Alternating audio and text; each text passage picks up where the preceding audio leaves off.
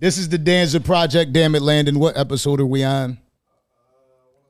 111. And in 111, see, we started this battle rap series off.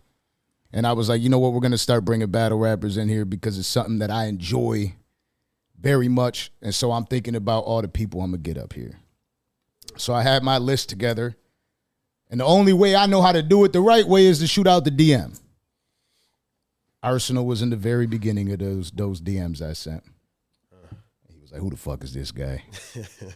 You know what I'm saying? So it took a minute to get it set up, but we're finally here. We got my guy Arsonal in the building. We here, man. What's going on, man? Hey, man, y'all tell me. I'm very appreciative of y'all having me, man. I'm appreciative of you coming out here because I know you already got your own setup, your own studio, your own. I actually fucking DM'd you probably a year and a half ago about it, and I know you were setting up the studio. Right, because how long has that been opened up now? Nah, the studio been open for about 2 years. Okay, a little over 2 years. So that probably had to be a little over 2 years. Yeah, so it's probably right when we started the podcast, and you didn't start off. I ain't had no podcast or none of that. I just had the studio. You know what I'm saying? But now I'm rocking everything. Salute. I'm trying to do everything. Appreciate you for coming through, man. Right. Cheers. Yeah. And that was one of the fears I had. Right, I'm like, one of the things I was like, man, I don't want to.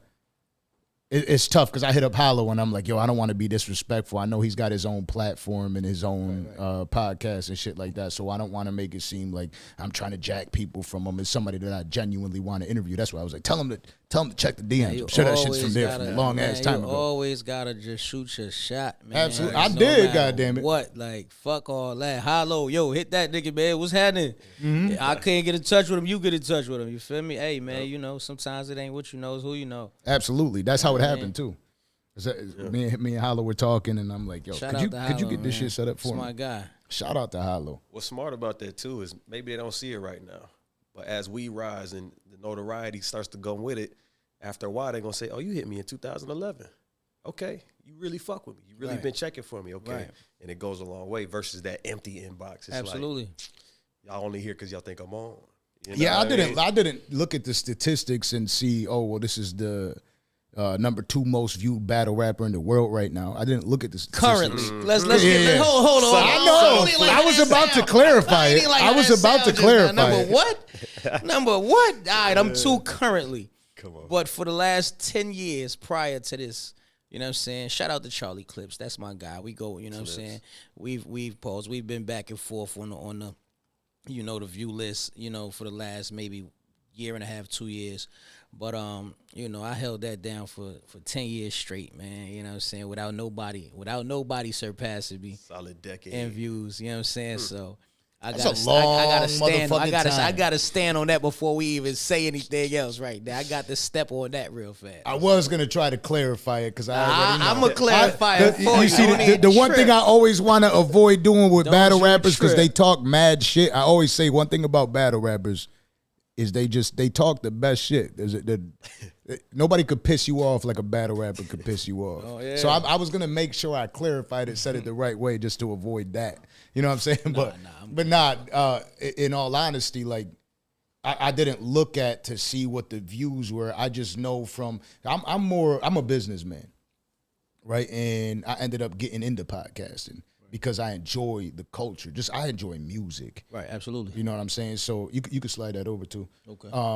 But I enjoy music. So when it came to setting it up, I'm thinking about the people that I want to have the conversation with the most, to sit down and have a conversation, because that's what we do here at the Dancer Project.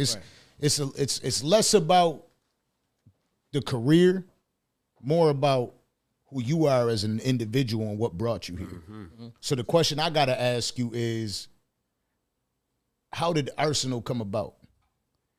Early on, you're born. Are you born into a music family?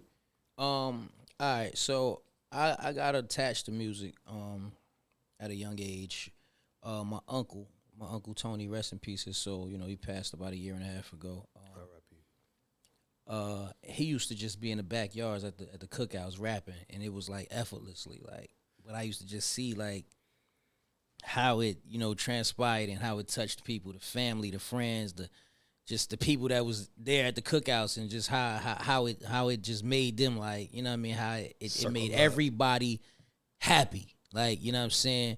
So I was right then and there, like I probably was like 6 when I first actually saw him performing at one of the backyard cookouts, and it was just like from there I just like, this is what I want to do. Then my older cousin, his son, same talent, effortlessly, and did the same thing. You get what I'm saying? So I'm like, and that's who kind of really got me into it, my cousin Ray.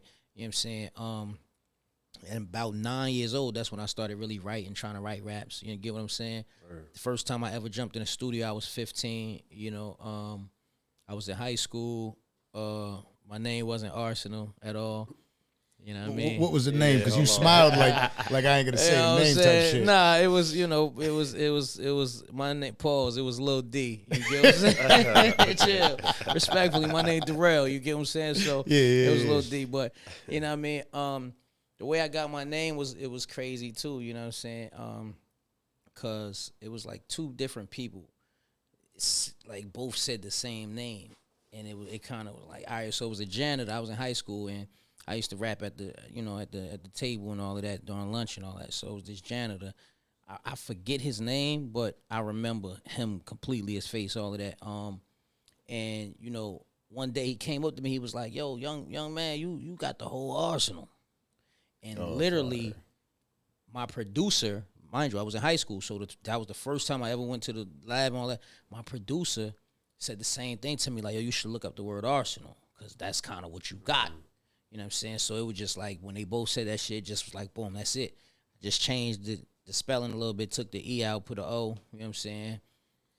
But that's how that came about. You know what I'm saying? Fire. Yeah. That's a dope-ass name, too. Real talk. It's especially a dope-ass name for what you're doing and the way you present yourself when you're battling. Respectfully. Like, I feel like, obviously you're a taller dude, so you hover over people, right. You know what I'm saying? But you got that personality. Like, I'm a short dude, and the way I talk shit and the way I talk, it's just like I got that demeanor about myself. You got that shit while you're on stage battling people. Arsenal's a dope ass name. Especially as a nickname when it's given to you. Yeah, right. And you kind of fall into it or earn it. Yeah, it wasn't. And like it's a lot better than Little D. Definitely, respectfully. Oh man, that was crazy. It's a lot better than that. Word up, word warm. So obviously, you started off. You wanted to be a rapper, not a battle rapper. Just a regular rapper. So, all right. So I'm doing a regular rap now through high school. You know, I'm 36. You feel what I'm saying? So, 2004 is when I graduated high school. You get what I'm saying? And my freshman year of college, I met this dude named Dave. You know, he was interning at BET. And 106 in Park. Yeah. So we did this little contest at my school. I went to King University. Shout out to King University in Jersey. All my good people, alumni, all that good shit. But, you know, we did I won the like the little talent show shit. So I'm thinking it's cap. He like, you know, whoever win, y'all gonna get a chance to be on Freestyle Friday in like 2 weeks. I'm like, whatever.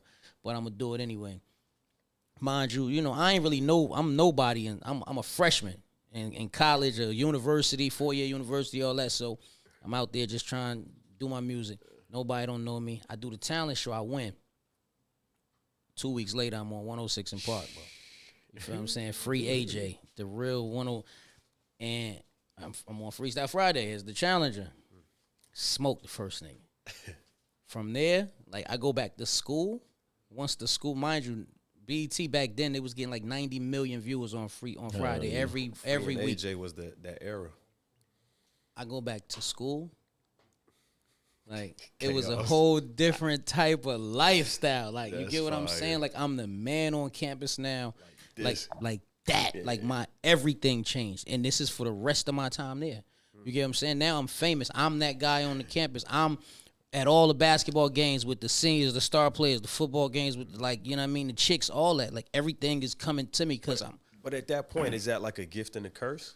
Because now you got to live up to this. It wasn't no curse at all. That shit was, I'm 17. I wasn't even 18 yet. Mind you, like, my birthday in December. I went on 106 in Park in November, so I got these weeks, like, right before my birthday. Like, this shit is crazy. Like a rollout. Like, it's going, and it's just, like, it's ridiculous. And it's just, like, the love I'm getting. So, But that's when Arsonal was kind of like born with the battle rap shit. But I still wasn't. That wasn't my vibe because after the 106 and Park thing was over, once that was done. That was in what year? The 106 That and was Park? in 2004. Okay. Once that was over, I ain't think about battle rapping ever until 2008, 4 years later, when I was in New York. So that was your introduction to it. That was my introduction to Fire. it. So, I used to watch Smack DVDs. Too Raw for the Streets was the first joints I was watching. You know what I'm saying? I was seeing the battles and shit, and I saw Smack and those type of DVDs. And so I knew about battle rap. You get what I'm saying? The J Mills, the Mooks, the Serious Jones, the Jens, all of that. You know what I mean? Party Artie, rest in peace. All of them back then. The whole Fight Club scene, all that. 2008, my old label, Cash Addicts, you know what I'm saying? Me and my label mate, Mike Moolah, we was at G4 TV up in New York, which is the video gaming network at the time. And we had an interview, and MOP was there, Fame and Billy Danz, and you know what I'm saying? And Loaded Lux was there. And myself and my man Mike Moolah. So we just kicking it, we all got this interview up there. So we just start rapping, like, we get into a cypher. Now, at the time, I know who Lux is. Of course, I know who MOP is. They don't know who I am, though. So I'm going as crazy as I possibly can. You feel me? Every time the bars get to me, I'm going crazy. Got to. So at the end of that, Lux was like, "Yo, you know how he talk? Hey, King, listen, beloved. Like I see something. I see something in you, man. I got this idea, man. It's Lions Den, man. Listen, you a lion, King. Like no pun intended, but you are a lion, King. Like he talking to me like how he talk. Speaking life. Yeah, you know what I'm Speaking saying? life. So, and at that time, I know who Lux is. You know what I'm saying? I'm not putting my all into it, but I'm like, I trust him with this. You know what I'm saying? He telling me he got something to put me on. I'm like, all right, let's get it. So I didn't, he was like, I'm gonna get with you in a few. Boom, boom, boom. Invited me to New York. I ain't know who I was battling, none of that shit that day. Like Goods battled Ice. I don't think they were supposed to battle my man Mike Moolah battled somebody. He smoked them, but Sub-Zero never put the battle out. That's why his battle career never got started. He smoked somebody. Oh my God, it was crazy. But it was just a lot. So I had Hollywood, and that was from there. It was just that was when Arsonal right there, Arsonal the Rebel, was born. Like you know what I mean. That's when that happened. So the Rebel part that's been part of your name since early too. Or you added that? When did you add that? That's when like it got added right there. That's when it got added right there. Like it was like, all right. Yeah, we going. We taking it there. Like so ever since then, that was it. It was like battle rap is the shit for you. You know what I'm saying? So like is it because you could spit. Right. You're not a battle rapper that can't get in the booth and drop a record. Absolutely. You know what I'm saying? So you could actually drop records. Is there a moment where you were like, I'm gonna just veer more towards battle rap than? No, I am a well-rounded, full-fledged. So you got the full artist, like truly. I write everything, like. But battle rap is what got me where I'm at. You get what I'm saying? That's what made me famous. That's what took me to where I'm at. So that's what people care to see more than anything. Now, when I actually get people to sit down and listen to the music, they love it. They get indulged in it. They drown in it. They, you know what I'm saying? They enjoy it. But a lot of people, I don't get them to that point because, they have a stigma that I'm just this battle rapper, and that's all I can do. So, and that's where a lot of us are, where our back is up against the wall. Because a lot of battle rappers are talented. A lot of battle rappers suck. I ain't gonna lie. I don't know what camera I need to look into. A lot of y'all fucking suck. Are you saying suck musically? Musically, okay, y'all okay. fucking battle rap. Like, too. I agree. I'm gonna keep it 100. He said battle rap too. But damn. a lot of y'all suck musically. You know what I'm saying? It's a handful that are really talented and that are nice and that can actually write and that can be ghostwriters for others, that can write R&B music, that can write any type of genre of music. Yeah. I am one of them people. I'm not trying to brag about it, but I am one of those people. You get what I'm saying? It's not many of us. Right. You get what I'm saying? That's in battle rap. But so to your point, when people do see somebody, it's kind of like, man, stick to what we know you for, Right. type. Right. It puts you in a box. Absolutely. Yeah. That's just how it goes. So it's a gift and a curse being who we are. Yeah. You get what I'm saying? But And it's crazy to me because I genuinely feel like, and no disrespect to anybody or any music artist, but I genuinely feel like the battle rappers always have the more elite pen. Of course. They're supposed to have the more elite pen because you're actually, that shit is not easy. And I've talked about this now on several shows, but that shit is actually difficult. Crazy hard. Disaster, when he was up here, he was talking about the way the battle scene used to be. And when it was like, you don't even know your opponent. Right. You know what I'm saying? Real. So it was a whole different game. It wasn't wrestling. When it was real, when you ain't, it wasn't no security, wasn't no pat downs, you wasn't safe, you didn't know if you was, none of that shit. You just had to go in there and rap and disrespect and stand on what you standing on, not knowing what the consequence. Y'all done seen shit on World Star from back in the day, and you mad because I'm styling on. You see how stuff ended up back then. Like that's because it wasn't no security, it wasn't no pat downs. And I come from one of that era. You get what I'm saying? True. So, yeah. but that. See, I've been out here. That's what he tried to tell you. Like, I'm really so when you that's 04 that you got into the battle rap. the 106 you got into that shit, Freestyle Friday. You started battle rap in what year? 08. 08. That was Hollywood, 08. So around that time, in your opinion, how was it? Was it because I know it's been starting to convert more mainstream. It was not. That shit was. That's when it was. That's what I'm trying to tell you. Like all the way up until like 2012, bro. It was. You know when that shit got fake? 2012 is when it got fake. You know who came in 2012? That billionaire, Alki David, on the West Coast. Okay. He had a card where he supposedly paid Cassidy like $200,000. I don't know if y'all that for disaster. Yeah, yep. You get what I'm saying? That's that Lush. I battled right? Thesaurus and got a crazy. That was the first time I got a crazy check for battle rap ever. 2012. My first 4 years was 2012. I got a crazy check, and that's when that shit started kind of like transferring to like, all right, this is like a little more planned out. We gonna plan y'all this. This is gonna you get what I'm saying? But them first 4 years, me and Hitman, that was real. Me and Rich Dollars beef, that was real. Like all that shit was real. Like it wasn't no. If we would have saw each other, it was real. Like it wasn't none of that. We wasn't friends. I never clicked up with nobody. My whole still to this day, I've never clicked up. I had 2-on-2s with certain people. You get what I'm saying? Battle rap 2-on-2s, but I've never joined no clique or was like I always stood alone because I never I don't know. I knew none of these niggas before battle rap. Okay. I'm not gonna lie. Shout out to my Jersey, you know what I'm saying, peers and my bros. What part of Jersey is I'm it? from Newark. We from Newark. Free surf, you know what I'm saying? Shout out to Suge. Shout out to O-Red. Those is my guys. My family's from Patterson. You know what I mean? Yeah, shout out to Patterson for real.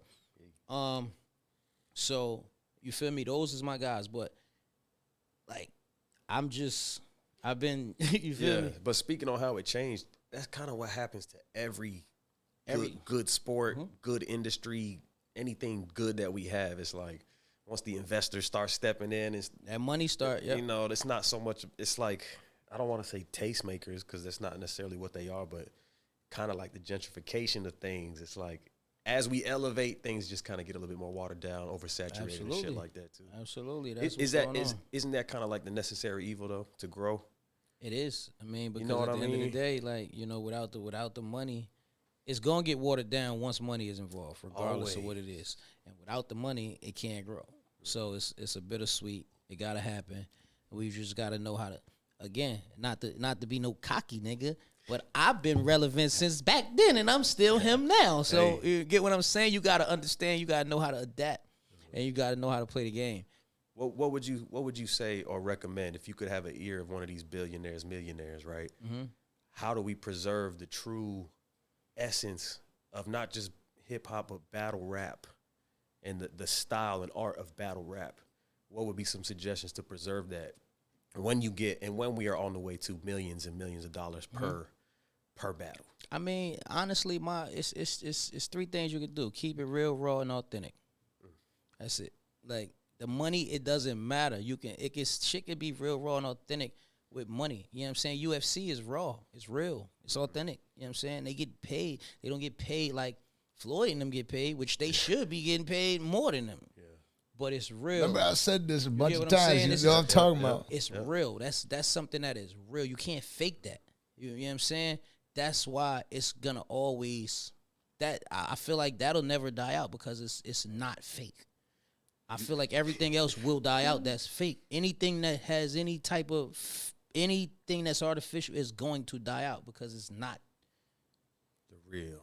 Homegirl is not real. Like, how can anything that's not real continue? Like, you get what I'm saying? Absolutely. I'm a businessman. And so one of the things, like being more involved in the battle rap culture now, since I'm sitting here having conversations with everybody, and I believe, like I always say, the Danza Project, everybody is going to call it a podcast, whatever. I built this because it's an opportunity to network. The Danza Project is not a podcast; it's a network. Absolutely. I'm able to sit there, talk to people, link with people, and I hear the business state of mind from some people, and I'm like, yo, I want to do this or I want to do that. Right. And I'm thinking like, damn, I want to do I don't want to create a battle rap league. I want to do something dope because I feel like that is missing. You know, I'm going to these events. I'm looking at it and I'm like, you know what's missing? I genuinely enjoyed when the shit was outside. Right.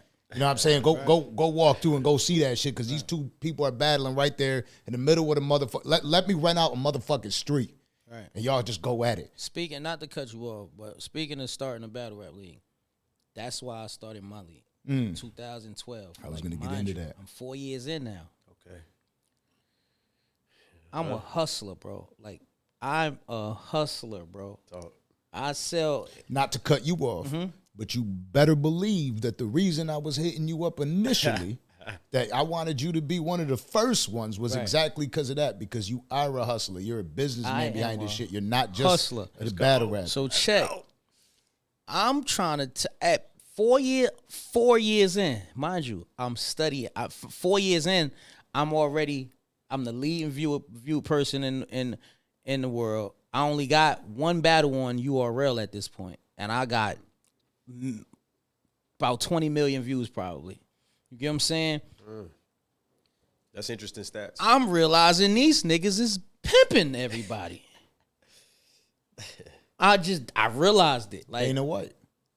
bro, we are being pimped. It's too much money in this shit for me to be taking what I'm taking to entertain these people for this amount. Like, I'm stressing myself to create this, to rehearse it and prepare it and to present it flawlessly, to make $3,000 and stuff like this. This back then. Nah, I know. And I'm like, and I'm seeing it's 1,000 people coming in at $50 and $75.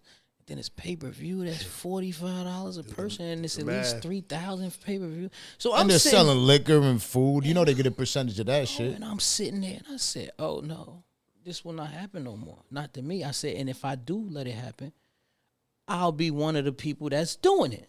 Business. And I'm going to still go get it over here. So that's what I did.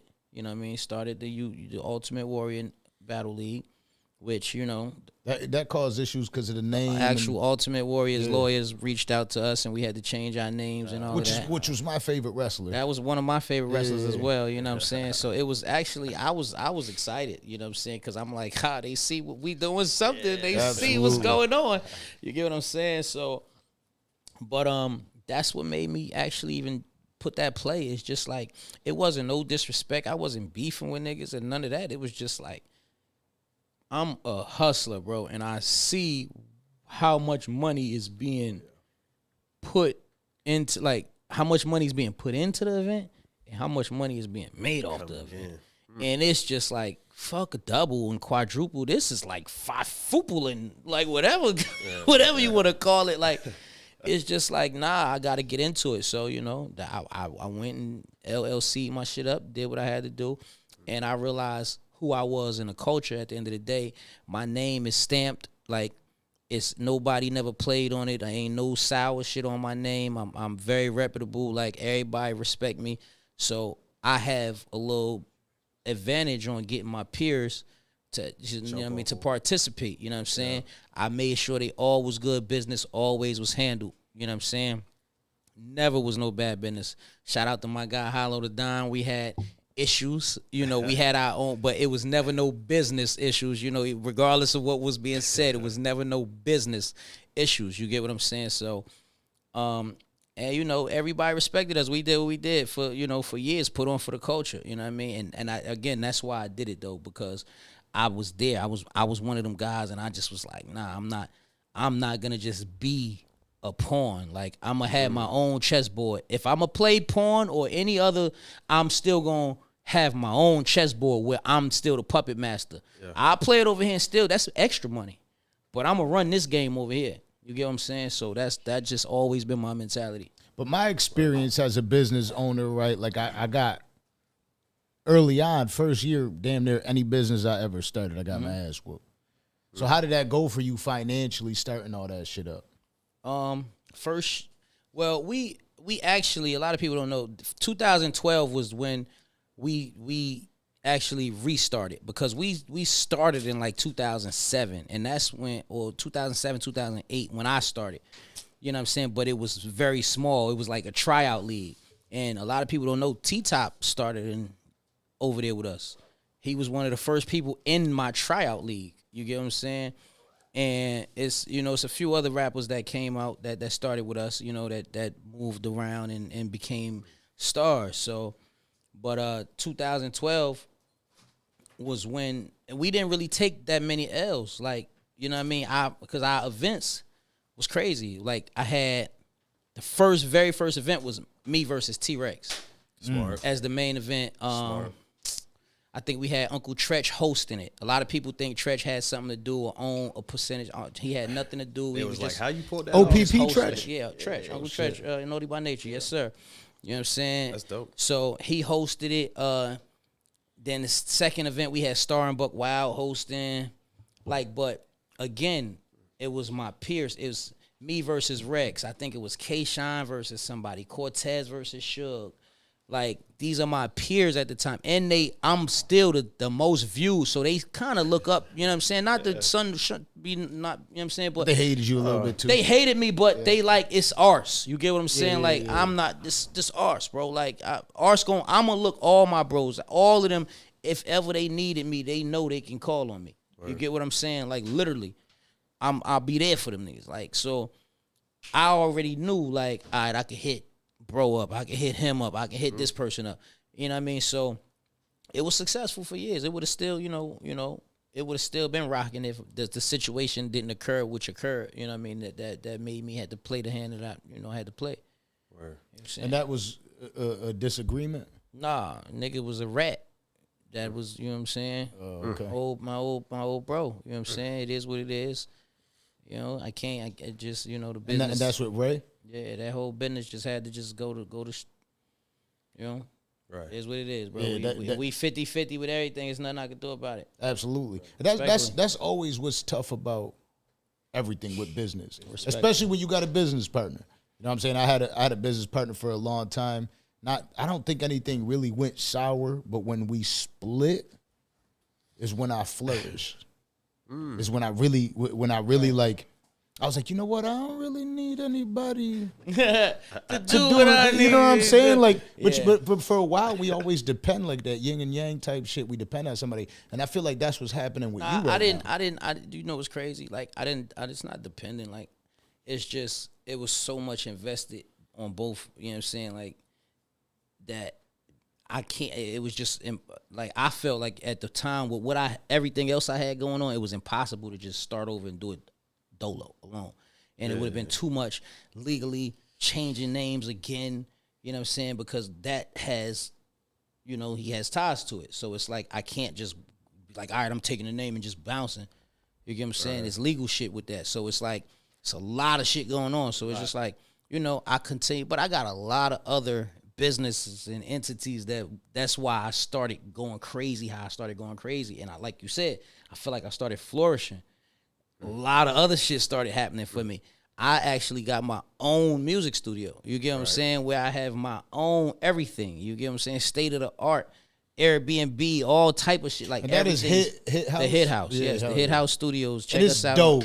It's amazing. I'm not gonna lie. You could ask everybody in this It's goddamn amazing, room right bro. now. When we were setting up, I was like, the room gotta look right, Right. Because I was like, this motherfucker's got some fly shit, Right. so the room's gotta Real look talk, right. You know what I'm man. saying? I I appreciate respect what you do Yeah. first and foremost. So I'm like, you know what, we gotta make this shit look good. Yeah. Damn it. You know what I'm saying? So like, And then I done had mostly everybody over, you know what I mean, especially in the battle rap community, you know what I'm saying? Rest in peace, Pat Stay. When Pat passed, it was actually a battle rap event, one of those weekends, not far after.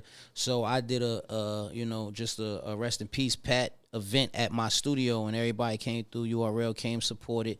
Other battlers came through, you know what I'm saying, some grind time battlers, and just from all over, like, and it was dope. But it was also, you know what I mean, I've had a few events there, you know what I'm saying, to where people was actually just able to see the spot, and everybody really fuck with it. It's dope. I'm very proud of that shit. that's fire. Because that shit was a lot of work. And Businessman. where a lot of my battle rap money went into that motherfucker right there, man. I'm not a businessman. I'm a businessman. right. Let me handle my business. Damn. So Absolutely.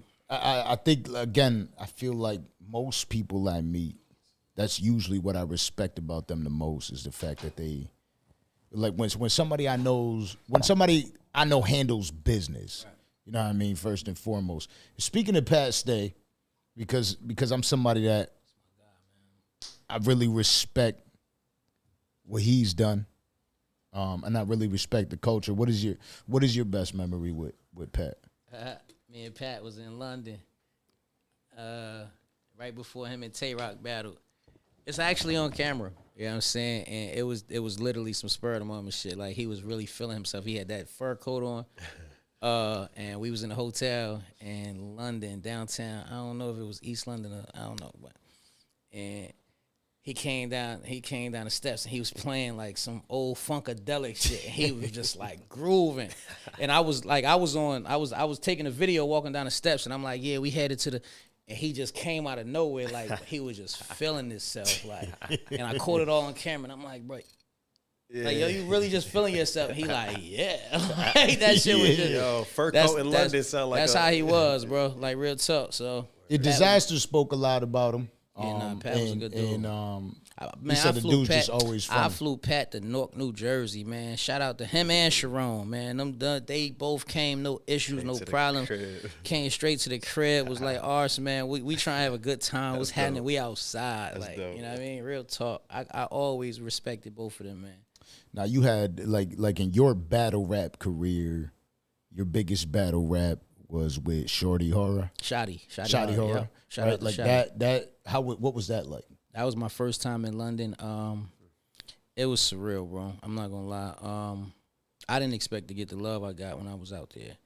You know what I mean? I didn't even expect them to. Do they fuck with the culture more than? Because I'm from Buffalo, New York, so I know the Conway the Machine, Benny the Butcher, West Side Gun. When they go out there, they actually got murals and shit painted of them. Do they fuck with the culture more than out here? They fuck with hip hop more than They care for rap.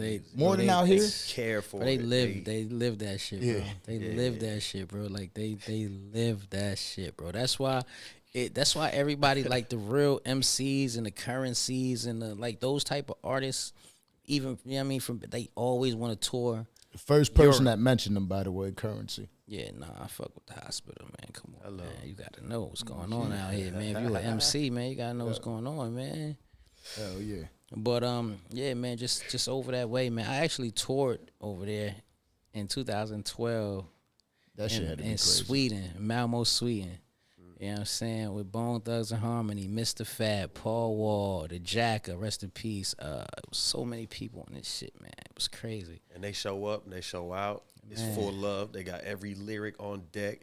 Sometimes I think they might be better fans than they are, man. That's what I was just saying. I hate to say it, crazy, man. No cap, man. Like, you shouldn't even have to hate to say it, because that's really what they, like you said, real, they really man. live it. It seems like it's always the case. You should promote that, because the fans, the actual American fans should take that and actually be like, you know what, I need to be a better fan. Now, often I compare UFC to battle rap, and regular rap is boxing, right? Because boxing, they pay the rappers. Right. To drop all the records. I feel like the harder job is the battle rap. Absolutely. Because you got to go up there every time, win or lose. And it is a little different now where you don't got the judges now, so you don't know who really actually won and lost. You do. Everything right. is judged. You're right. Everything is judged. Let me ask you a question about that. Do you feel like it's difficult? Because I'm not going to throw names out there, but I know a situation You recently can throw out happened. whatever name you want to throw out. All right, I'll throw I it out. might say your name too. I'm going to say it like this, though. There's a big battle that happened the other day that I was at. Big K and Murder Mook. Okay. Who you feel like won that battle? I didn't see the whole battle. I only saw clips. I didn't order the pay-per-view, and you know what I'm saying? It wasn't no hating or none of that. I wasn't around. I was traveling that day, so I didn't get to see it. I saw clips. I truly, you know what I'm saying, can't judge. You know what I'm saying? Okay. That's real. I don't know who won it. You know what I'm saying? So what I wanted to ask is, do you ever feel like in this industry, people have to be mad when a motherfucker says they lost? You know what I'm saying? Like you know what I mean? You fuck with them and you have to, people put you under pressure. You feel like it's too much pressure to, do you answer the questions all the time? If you did see the battle, would you actually answer? Yeah, I would definitely say who I fucking felt lost. Bro, I don't bite my tongue, bro. I know you know this by now, bro. I'm not that nigga, bro. I'm not him. I'm not the guy that's going to bite my tongue. I truly didn't see the battle, man. Shout out to ARP. That's my guy. I wanted to support, but again, I was moving. I was in transit, so I actually couldn't, get a chance to see it, and I haven't had the time yet. So do you feel like we good? We good? The volumes up. I'm straight. That? My mic. I'm telling these motherfuckers every time we're on the Danza project, the shit is live. So if they're watching us, it's always live. Just understand that shit. Nothing about it is fake. This shit. At first, when we set this shit up, I'm like, man, is this really gonna be sustainable? Could we always go live? Do we have to go and do the editing shit? And I was like, I don't want to do that. I just want to go natty. You know what I'm saying? I'd rather just do this shit natural. Right. Because I'm only here to have a conversation. I don't want to do the fake shit. I don't give a fuck about the viral moment. Fuck the viral moment. Absolutely. As a fan, I'm a businessman. So if the podcast money comes in, cool. You know what I'm saying? I'm excited because we made like $500 off of YouTube this week. I'm like, oh shit, we made $500 off YouTube. Right. But I'm not somebody that doesn't understand what it's like. You know what I'm saying? It's a business. And when I'm talking to you, it's a business. You can't just sit here and yo, why don't you come over to the podcast and do this shit for free? What kind of bullshit is that? If it was always like, if you're talking to an artist that is established, that has a life, that has a career, and I'm going to sit there and be like, yo, just come do this shit for free. Right. You know what I'm saying? It's always. No, it's what's crazy? When people see that you actually are about business, certain people, myself being one of these type of people, when I see somebody lead with business and I know that they are literally about what they got going on and what they believe in, that's when, you know what I'm saying, I'll do business with them, and then that's how the relationship grows and business that's where the favors come in after. But as long as I know you because that's how I am. If I need something, I'm gonna hit somebody and be like, bro, what does it take to do this? I don't never ask just for the favor.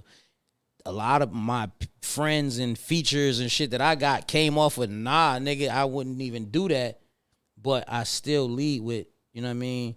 What it's going to take. Yeah. What will it take me to get this done? You know what I'm saying? Yeah. It's because you come correctly, though. So that's how you got to initiate. And that's what I'm saying. And then from there, it's like, all right, they came at me, you know what I'm saying? It was straight business. The business was handled. You know what?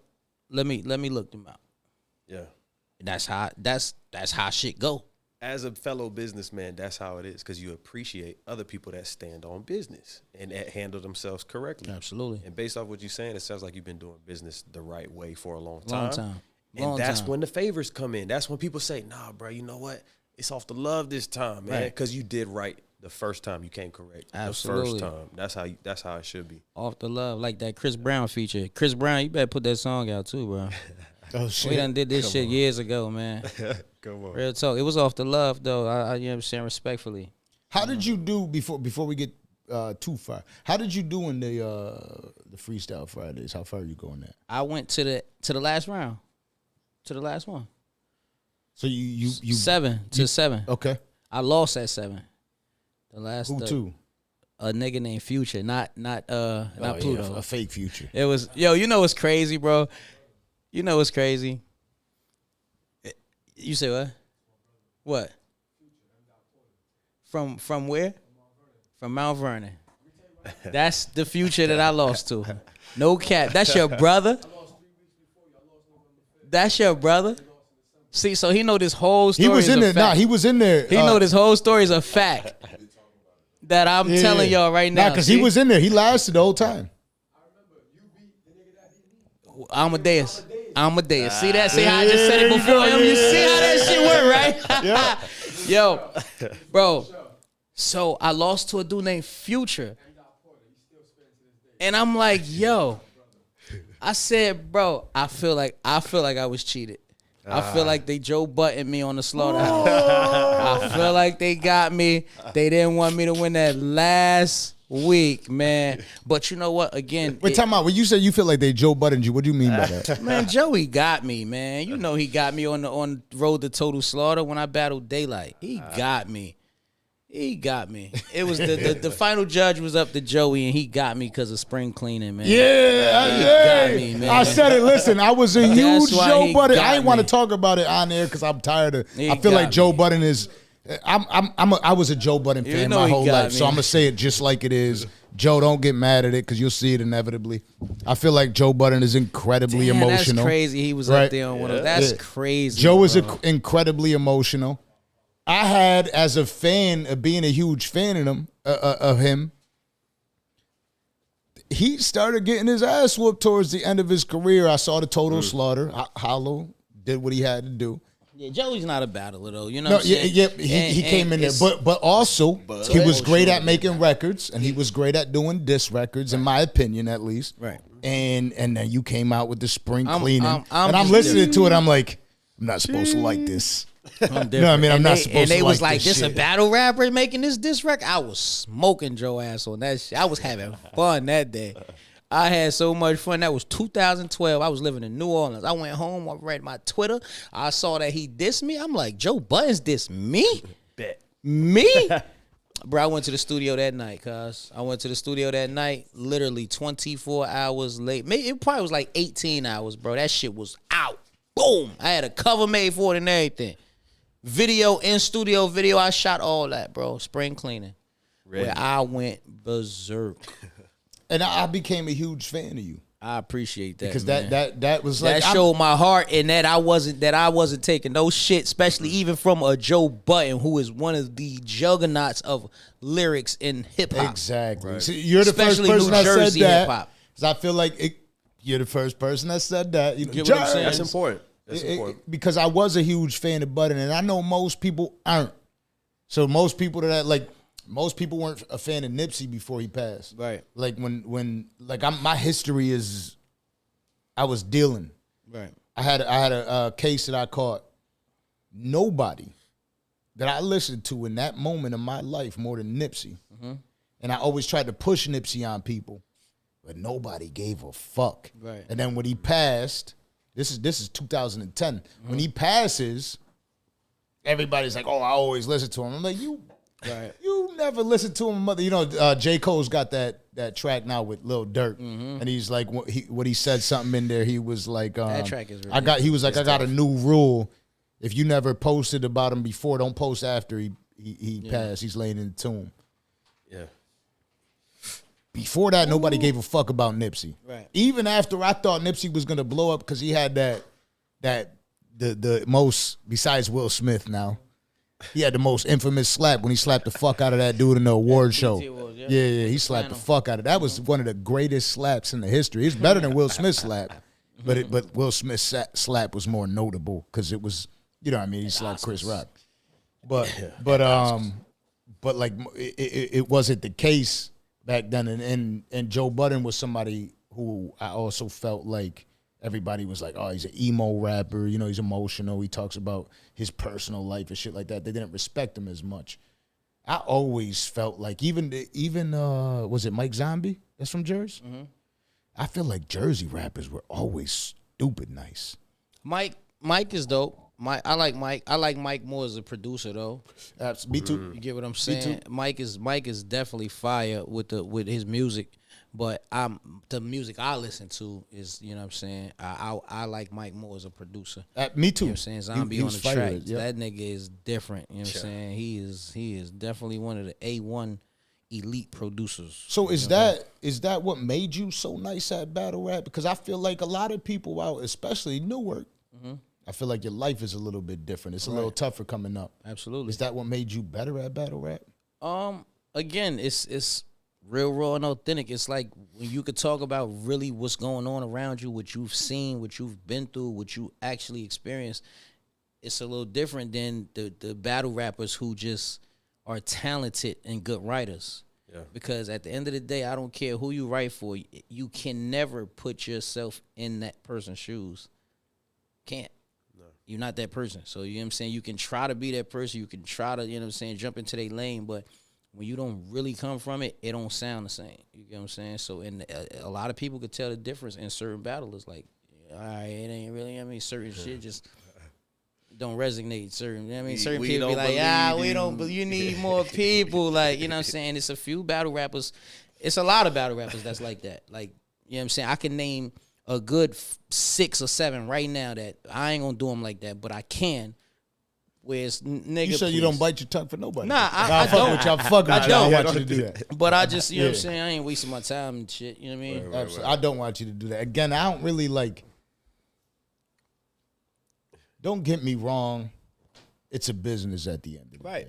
So, like, if somebody says some dope shit that could go viral, I might have my producer chop the clip out and say, yo, post that shit, it's dope. Of course.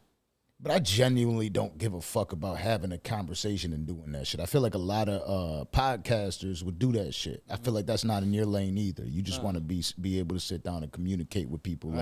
Like let's have a dope conversation. I'd rather have a dope conversation.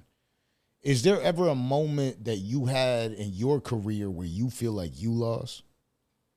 What you mean, in battle rap? In battle rap. Where I felt like I lost? Yeah. It was a couple times where you know what I mean, I feel like, yeah, the crowd ain't fucking with me. This ain't my day. Like you ever feel like you lost? Nah, I never felt like I lost because, you know what I'm saying, again, I'm a businessman. And my business is always, if I'm on that stage and I actually rap for y'all, I won already. Trust me, like I won at this point. Like it's like now I'm just entertaining y'all. You know what I'm saying? This is you guys winning now. Y'all getting the entertainment part. You know what I'm saying? I won already for me to be here.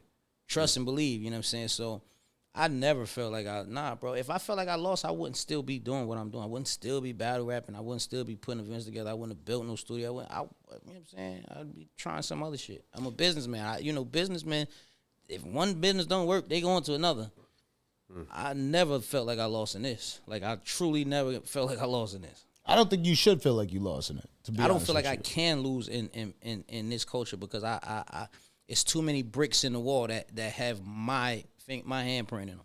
I put too many bricks in the wall. Now, when I sit there and I listen to all the battles, because I'm not somebody that will sit there and bullshit like I know everything about battle rap and I know everything about rap and I know everything about business. I know I'm a businessman. At the end of the day, I have to handle my business on a day-to-day basis, right? I got 20 employees that work for me on a day-to-day basis. I got to deal with that shit. So I'm not always available to sit there and watch every battle or listen to every track or hear every rapper. But, oh, you don't fuck with this rapper. Why? I don't fuck with him because I haven't listened to him. Right. And I don't got time right now to fucking sit there and dive into the catalog and listen to everything he's doing. Right. But what I will say is I sit there and I listen to it and I'm like, you know what? I got my man Cash and I'm like, yo, Cash, if you were to give me a historical moment of Arsonal's battle rap career, what is it? And he sends me this clip. Did you have to do Gotti like that? Yeah, Geechee. Shout out to Geechee, man. Shout out to Geechee. That's my guy, man. Did you have to do him that?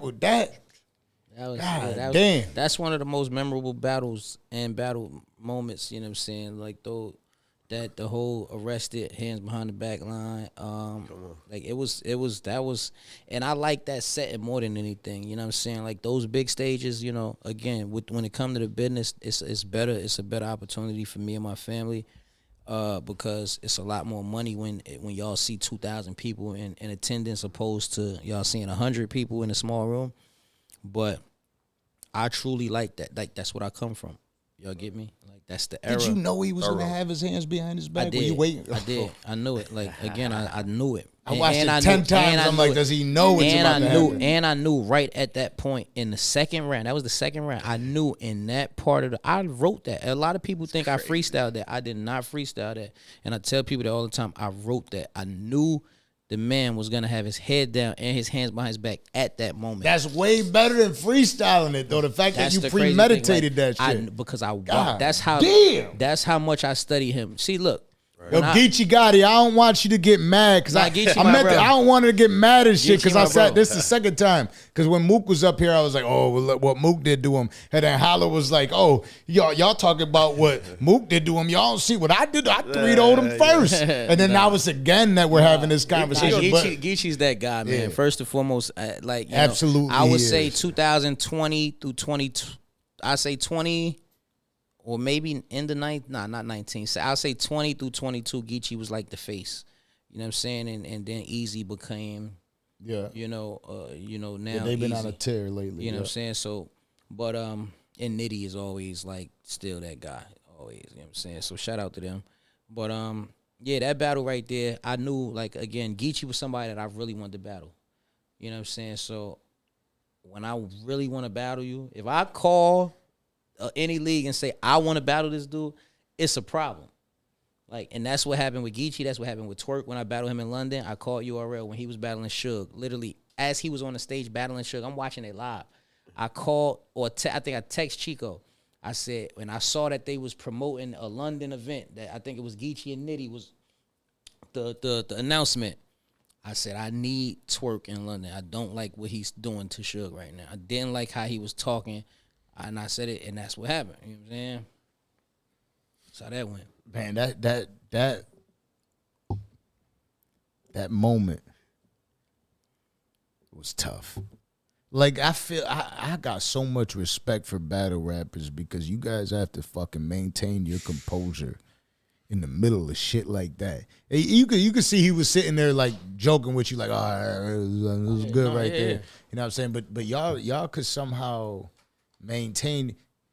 I can't front. Like, I'm a dickhead.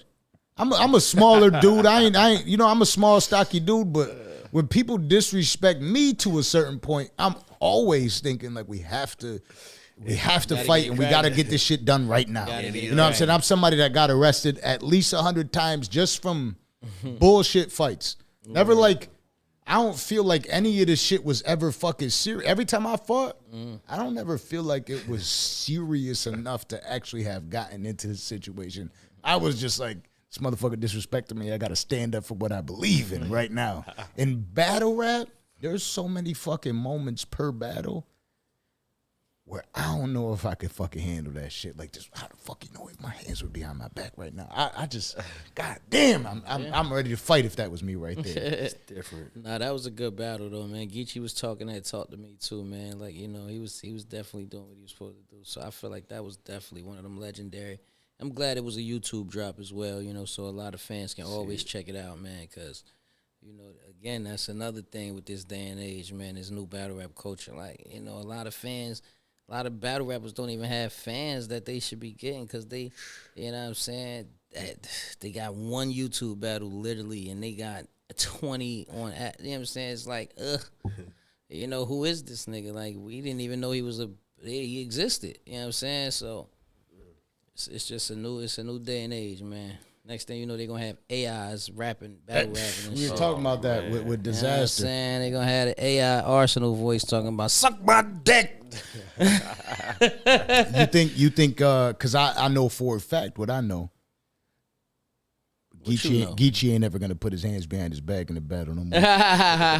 Nah, that's what he do. That's his thing. That's how I knew he was going to do it, bro. That's how I knew he was going to do that shit, but man. You changed it. I peeped it, man. I saw it. I seen him do it in the second round of so many battles while I watched and studied them, bro. I said, yep. Second round. What the fuck was that, Landon? He gonna do it. That sounded like some money. Yeah. Oh, yo. By the way, because you were telling me about that, I was talking about it a little bit. There's a donate button, right? Some shit like that. Do that. How does it work? You can send super chats and shit. Nah, fuck a super chat. How they send me money? There's some other shit. I saw However a y'all button on send it. money, click that button, bro. We Yeah, need send money. me some money. That's it. You know what I mean? Send me some money. So Whatever. so, 'cause They accept whatever. again, I Just don't send make some money. podcast money. Oh, they can ask him a question for $5. What about $50? Nah, all right. So if one of y'all want to ask Arsonal a question, $150. Like, nah, $5. Ask the question, goddamn it, and we'll answer it right the fuck now. Fuck that. That's dope. But again, I appreciate that you stand on business. That's why I initially wanted you up here. That's why we're here today.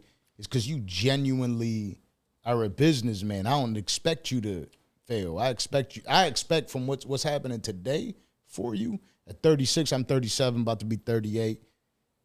I expect this shit to go much further. What do you like if you were to sit there and say where you're at in your career out of 1 through 100? Because if I said 1 to 10, it's a small scale. Where do you feel like you're at in your career right now? 1 through 100. Yeah. I'd say about 60. That's it, though. I'm a little bit past 50, but nowhere near 100. So you got a lot of shit you got planned in A this. lot of shit I got planned.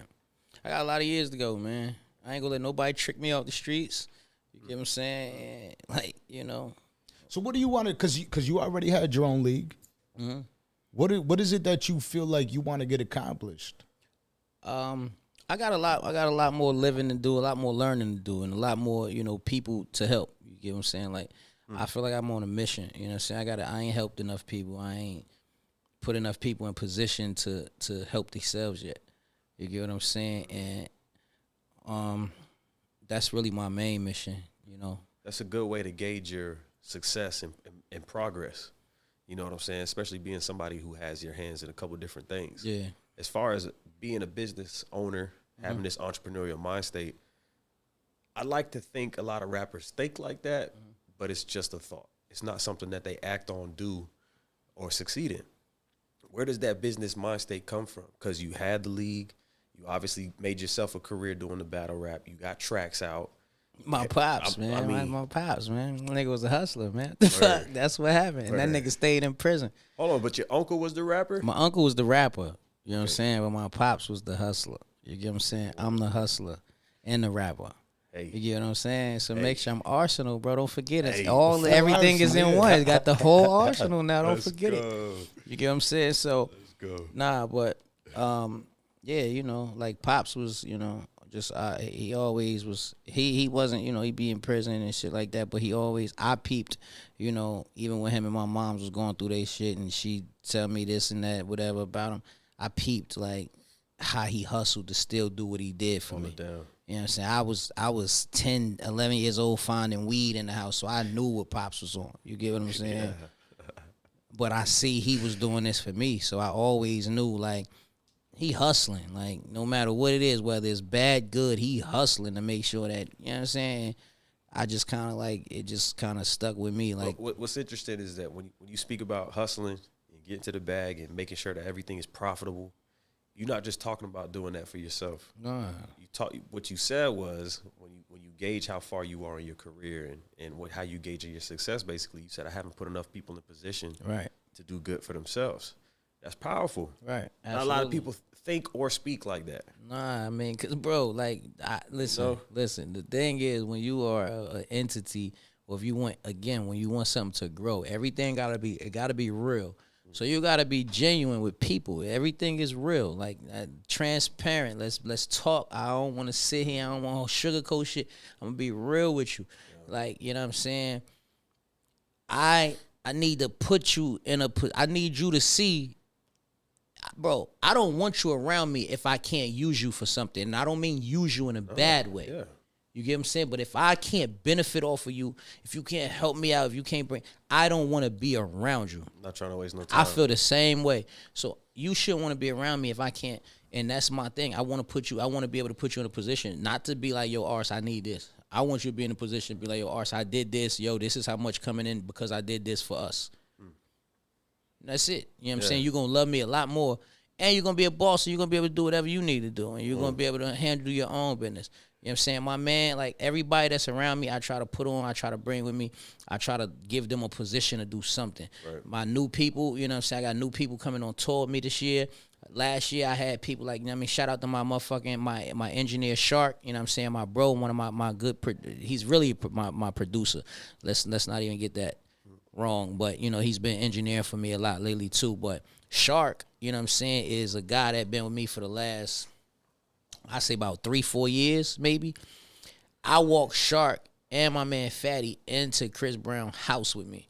Shark got placement on Nick Cannon's album, the song I Do featuring Chris Brown. That's my man, Shark beat. Right. You get what I'm saying? Because I walked him in this man's house that day. Right. You get what I'm saying? So that, when he tell me, bro, I appreciate you, nigga. That's what matters to me. You get what I'm saying? Right. That's the shit that really, that's the shit. That's the shit that you could leave Earth with, knowing that you help facilitate. You know what I'm saying? Empowering people to be able to do that. You gotta like really like, me personally, bro. That's all it's about. Empowering people. Right. You get me? People don't, not just people. Rappers don't Everything talk like that. Okay. We speak to a lot of rappers. Because We he's speak a to a lot of business artists. man. I'm trying to tell business, you. man. You know what I'm saying? I'm a business man. You know what I'm saying? Yeah. They gotta understand this shit, man. It's deeper than that. And I've been doing this shit for a very, very, very long time, bro. Like I've been doing this shit since I've been famous since 04, bro. It's almost 20. Next year be 20 years. 04 that long ago? 20 years. How many niggas can say they was famous for 20 years? True. And still relevant. Right. Still getting calls like, yo, let's do it. I mean, it is people like that. You got the KRS ones and the, I mean, yeah. You know what I'm saying? But And you got them. And then you got your Arsenals. You know what I'm saying? Do you ever see yourself retiring from rap? Rap? Nah, I'm probably do this shit till I'm like, nigga. Because, you know, people say they retire, but they never. Jay-Z. Nah, I retired. You know, I supposedly retired from battle rap. People keep let's clear this up too. I only retired one time. I don't know why people be saying I retired so many times. I literally said I was retiring when I battled Loaded Lux. Now I battled Briz Rothstein on URL, and I said this may be my last time y'all see me on URL stage before this battle. Before that battle started, but I never said that was actually me retiring. But I did declare that I was retiring after Loaded Lux in 2017. Okay. But I took off for a year. But you know, I had an itch, man. I couldn't scratch that itch. I ain't gonna lie to y'all. Like, what happened in that year? Did you take some we say we take some time off. Did you? Yeah, I took some time off. I took a lot of time off, and I was just, you know what I'm saying, raising my, doing the daddy thing. You know, I'm a girl dad. You know what I mean? Shout out to my baby girl, Kylie Rebel. You know, she one child. One child. I'm a new dad, man. I got a 1-year-old, man. Yeah. I love this shit. Boy or girl? Boy. Oh, yeah, you lucky. You know what I'm saying? You lucky. You I know? wanted a girl. You did? I wanted a girl because I got 10 nieces and nephews. My nieces, they got me wrapped around the finger. So I was like, let me get this shit done and out of the way first. Listen to me, bro. Girls is different, bro. I ain't gonna hold you. My daughter, I love her. I love my daughter. They like bring out the emotional side of you because you have to be. Daughters is just, it's just like you gotta be overprotective, bro. You gotta and my daughter's 9 now, you know what I'm saying? So she's getting a little older. She about to start, the double digits and then a teenager stage and all of that. So I'm really I'm getting more nervous at this age. And then, at the same token, and then, I believe in energy and all of that, you know what I'm saying? Too. And it's like, I'd be like, fuck, Ars, you just wish this on somebody's mom, bro. That's not and you gotta do it. And I want y'all to know, you know what I'm saying? A lot of people, y'all think I'm heartless. I have a heart, bro. Of course. I be like, right after I say some shit, I be like, yo, what the fuck? Yo, why did you say that shit, Ars? But that's Kylie the Rebel. And then I'd be like, man, fuck that, nigga. Stand on that shit. But that's Kylie the Rebel, right? I'm still my daughter? Yeah. Kylie the Rebel, for sure. Come on. But that's how it be. Like, is she a rebel? She's deaf, bro. Bro, that's me, man. Come on. That's me, bro. My daughter, listen. Hold on. Man, y'all think it's a game, man. I don't think it's a game. Man, hold on, real quick. Because I think y'all think it's a game, bro. I think y'all think it's a game. I think they think it's a game. Wait a minute.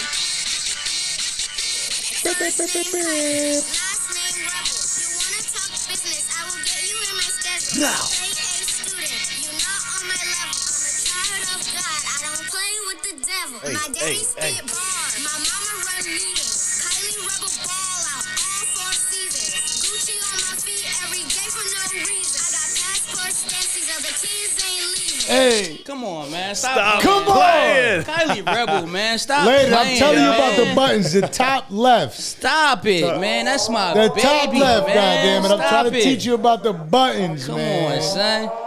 Come on, man. She 9 talking like that. Stop it. Kylie the Rebel. That's You know what I'm crazy. saying? For real, That's bro. crazy. Like, Because me as a new father, I think about that.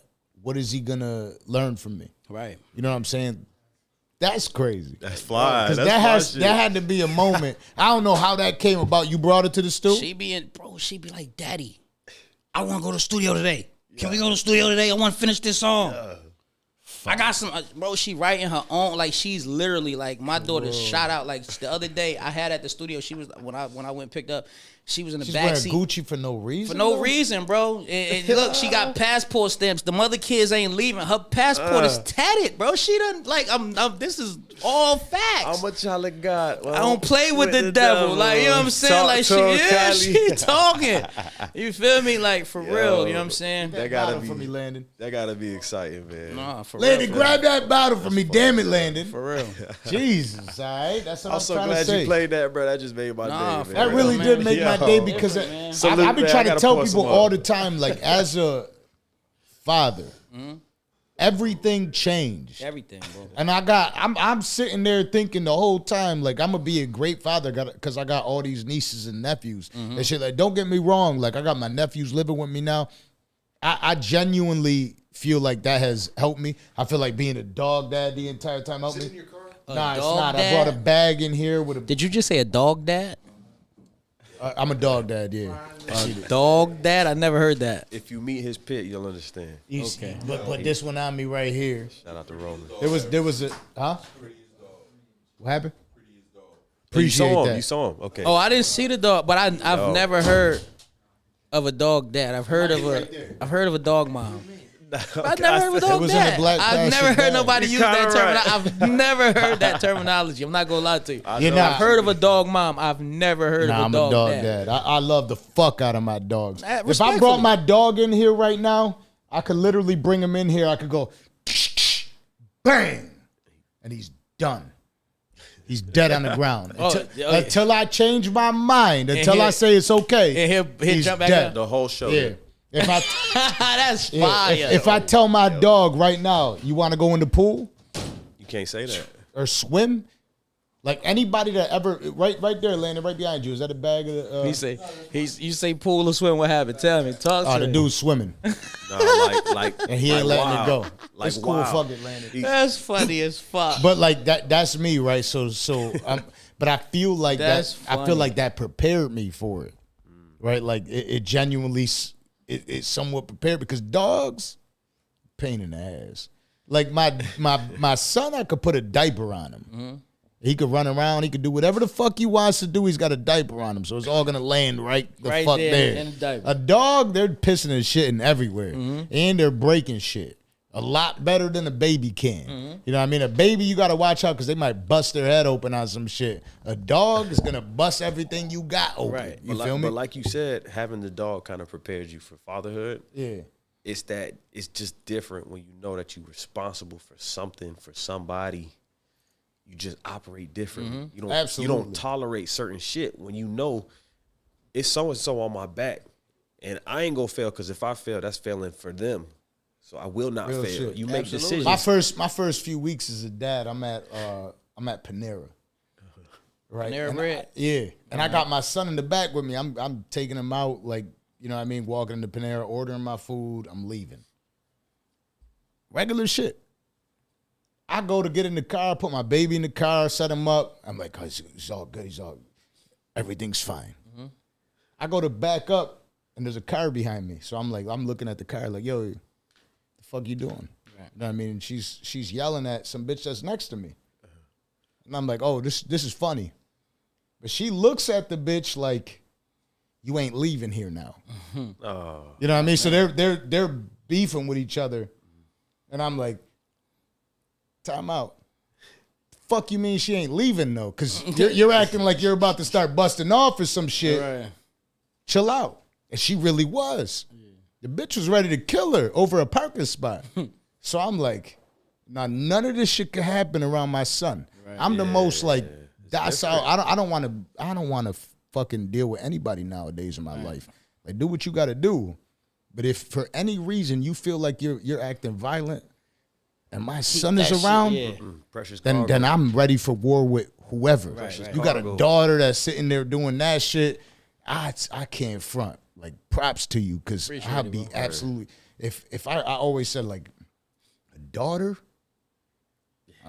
I'm a dog dad. I'm buying a crate for her. You gotta go in the crate. You can't leave the house at this time. You know what I'm saying? Like, that shit has to be absolutely terrifying. Nah, for real, bro. It is, but at the same time, it's great. You know what I'm saying? I love it. And I'm one of them dads that's literally, I'm always, I'm hands on. I love my daughter to death. So it's, I try to spoil her, but still, discipline her and keep her, level headed and shit at the same time. Right path. You ever feel like, did anybody ever try to step over that line with you in a battle? What you mean? Your It's daughter no stepping this, your over daughter a that? line. I don't feel like it's a line you can step over in a battle. That's where I differentiate from a lot of people. Like, it's a battle, bro. It's sports at that point. It's a battle, bro. Like, you can't. That's what I'm saying. Like, these people that box, that do slapping contests and shit like that. Like, bro, you can't be like, oh, you smacked me too hard. Word. You get what I'm saying? Like, you punched me too fucking hard. Old boy, that Tank just knocked out. Yeah. You hit me too hard. You can't say that shit, bro. Right. Yo, you wasn't supposed to hit me in the gut. You know what I'm saying? You know my gut was fucked up. That's like saying, yo, you're not supposed to mention this. You know this person. Like, what? Yeah, that's true. The fuck do you mean? Rules of engagement. What do you mean? This is what we doing. Yeah. That's what we here to do. I'm trying to kill you. If I had a gun and I wasn't gonna go to jail, I would try to kill you. Right. This is my job. Why you think I'm gonna spare you in any way if this is my job? No, that's true. And that's where I differentiate from a lot of battle rappers. And the fans don't understand. That's where they don't be feeling me and be like, oh, this nigga, he too bro, I don't care, bro. This is my job. They paid me to disrespect this man. So if y'all can kiss ass and be mad all y'all want, I was paid to disrespect this man. I'm doing my job. Kiss my ass. Point blank. And that's what you came here to see. That's how you watching this right now. That's why I'm where I'm at, because of what I've done and disrespected these people. Like, why the fuck y'all being like, come on, I don't want to hear that. I don't be want to hear that shit. I ain't gonna lie to y'all, bro. I don't be want to hear that shit. Yeah, we're having a serious dilemma right now. What's going on? There it is. Hey, listen, look, okay, yo, this is a serious dilemma. I've been telling him a long time. Oh, to grab the bottle. I was like, yo, hey, I cuz, grabbed. you tall? Can you just grab that? Yeah. Cuz to get that. Cuz tall as shit. Go ahead and grab Security. that. Security. There you go. Boom. Yo, the whole time I was telling that him, was. I appreciate you. He been said the Don Julio. I didn't know that's what the bottle you was talking about. He done went in and out the door. Yeah, I didn't was know that saying was the that bottle Don you was Julio talking was missing. I didn't know that was the bottle. Listen, You know what's worse? I'm the one that put it up there. So I know. Had I known. I'm over here sitting here texting him. I'm texting him like, yo, where the fuck is the bottle? Because this one's empty. Where's the Don Julio? And he's like, I don't know where it is, outside or never. So I'm sitting here about to complain to Uber Eats because I got the Uber Eats alcohol. You know what I'm saying? I'm mad. Landon, And for those of y'all I'm watching, upset with you about that. for those of y'all For watching, those of y'all that are watching me, pay for the bottle. Send it. What is it called? Donate button or whatever the super chats. $5 and he takes a shot. Nah, we ain't gonna do that to him. nah, because you go. Hey, yo, I'm still fucked up on the fact that you was on 106 in Park. Yeah. There you go. The month I was on 106 in Park in 2004, bro. November. I remember every. Yo, Cash, come hit the mic for a Fuck Yeah, second. we got fam in the building. I bro. remember every second of that, bro. That was the change Come hit of the my mic for a life, second. bro. Put That your changed seat my up. life, cat. Like, that changed my life. We got fam in the building. I know y'all can't see it off camera, but it's Family. Yo, everything I do is always calculated, right? Like I got somebody This is that I sit wild. there and I talk about with all the And time. I was speaking about highly this. about your wife's food, man, before that. But Yeah. Oh yeah. Shout out.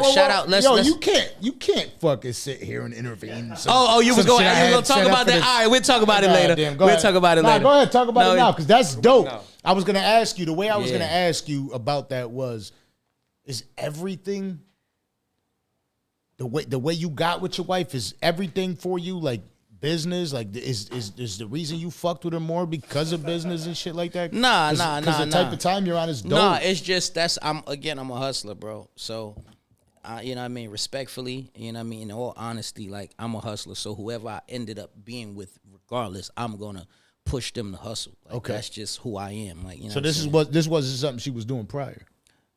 Nah, not the. I mean, my Not to say that, she 'cause cooks. I already know- She a yeah. cooking motherfucker.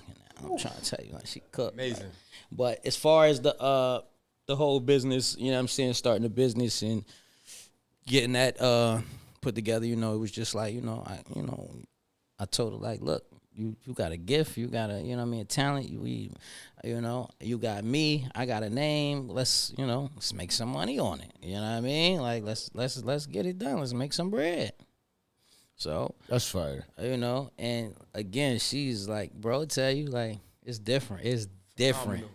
It's definitely everybody used to think I was fat too. I was kind of fat, but that might be a little bit of the reason why. But yeah, that was November 19th, right? Yeah, but so yeah, talking about the 106 in Park. 106 in Park, man, I had lost 2004. Simon Diggs because I cursed, so I got disqualified, and then you beat him the following week, correct? Right. And what's crazy about 106 is that you beat him on a Thursday, so nobody knows that you're the champion. Right. So only you know. And then the next day, your life And they changes. tell me, don't say, and the next day, I'm in school, I'm literally watching it with them, and they just like, I'm life just sitting there, changes, and it's like, oh, like you the champion now, and then like again, it was like I literally was on my last week. That was all I had to do was win that right there, and that was your it. Judge? Was it Coogee Rap? It wasn't Coogee Rap. It was That was the week fucking before. Guru. It was it Young Guru? Yeah. I think it was Young Guru or somebody like that. Man, I was like, man, like it really, that shit really did me dirty, man. But it's all good, man. Again, it was a learning experience, and it was something fun. It's just crazy. This was 2004, or 19 years ago, and I actually ran into you several times.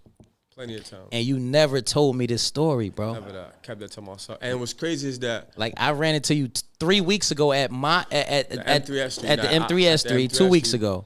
basketball. The Shout out basketball Fred, tournament. shout out Fred. Shout out to my Fred, brother yeah, for Fred. sure. And I ran into you before that. Yes. A few times. And you never said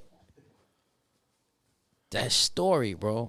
And that's crazy to me. Like it just bring back a lot of memories, you know what I'm saying, of even going up there, catching a train, just all that shit, man. Like that shit was, and that year, it was just, back You had then to it go was through gritty. Terrence, right? Yep, through Terrence, yep. The real Terrence. The real Terrence, yeah. Not, yep.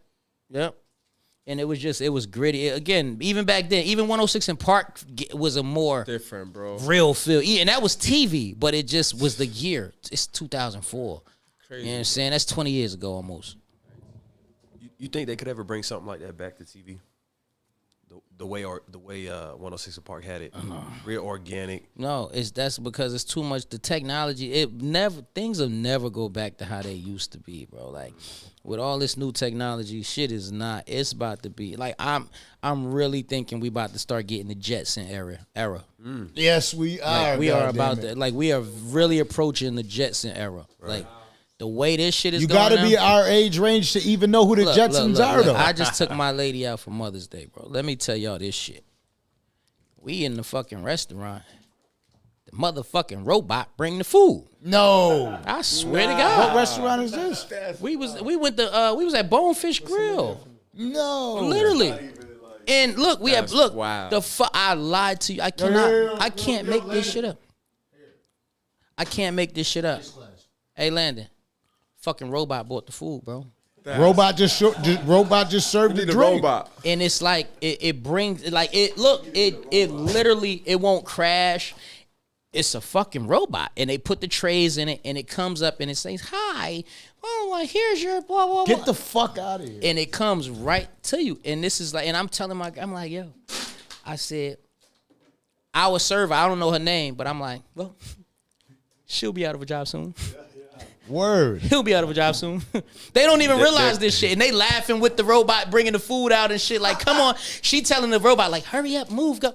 And I'm like, yo, you don't understand. You finna be out of your job. Shit, you better make yourself real You valuable. better go find you a trade, something that you need, that man has to make right now. Because, again, we are approaching the Jetson era. Everybody. We are. That flying car shit, that Rosie the robot, and it's happening. Our robot, Will Smith, he even said it. He was in a movie years ago. He even told you that shit is about to be like that. I be thinking about Wally when you see everybody on a recliner. And it's Yeah. it's like they on a cruise ship. Everybody But on they got recliners. police robots, dogs. Freeze. What the fuck? Yo, I can't front. I'm taking it on them. I'm out. I'm running on all cops. Yo, Me too. bro, I got locked up in Mexico. I got locked up in Mexico. I almost got Last locked up in year. Mexico, and I was Last terrified. year, Valentine's Day. You got to talk about that. Valentine's Day. Yes, I got locked up. I took Chase. Look, let me tell you, this shit was like, this was like, No offense to Mexicans, but I feel like they're all 5'2". yo, Your son's no Mexican? disrespect. But Yeah, I will know I'm not at go- least. I Is he will still not go short? back. I won't go back. Look, bro. He said he's your height. Oh, that's fucked up. That's what makes it okay, though. Piece of You shit. like, Nah, I know. I feel like forever to the end of life. I feel like forever to the end of time that Puerto Ricans and Mexicans got like this silent beef that goes on. Just so you know what I'm saying? Because me and my Mexican homie Ortiz, you know what I'm saying? I talked to him today. He's about like he's like 6'6", Tallest Mexican 12%. You remember? But yeah, nah, Mexicans. He's are- 6'6". He's the tallest Mexican in the Tallest history of the Mexican United States of America. Oh man, that's crazy.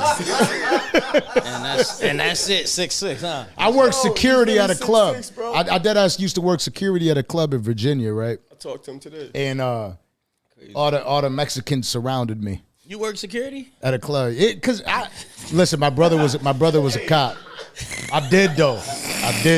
You know what's funny? I worked security.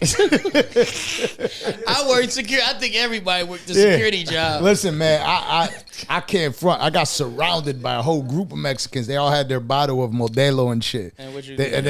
and they were ready to crack me with it. So I'm sitting there like, make the move. I don't give a fuck. You know what I'm saying? But they ain't understand the motherfucking word I was saying. All I'm doing is staying in the middle. And I'm a short ass dude. I'm 5'9". You feel me?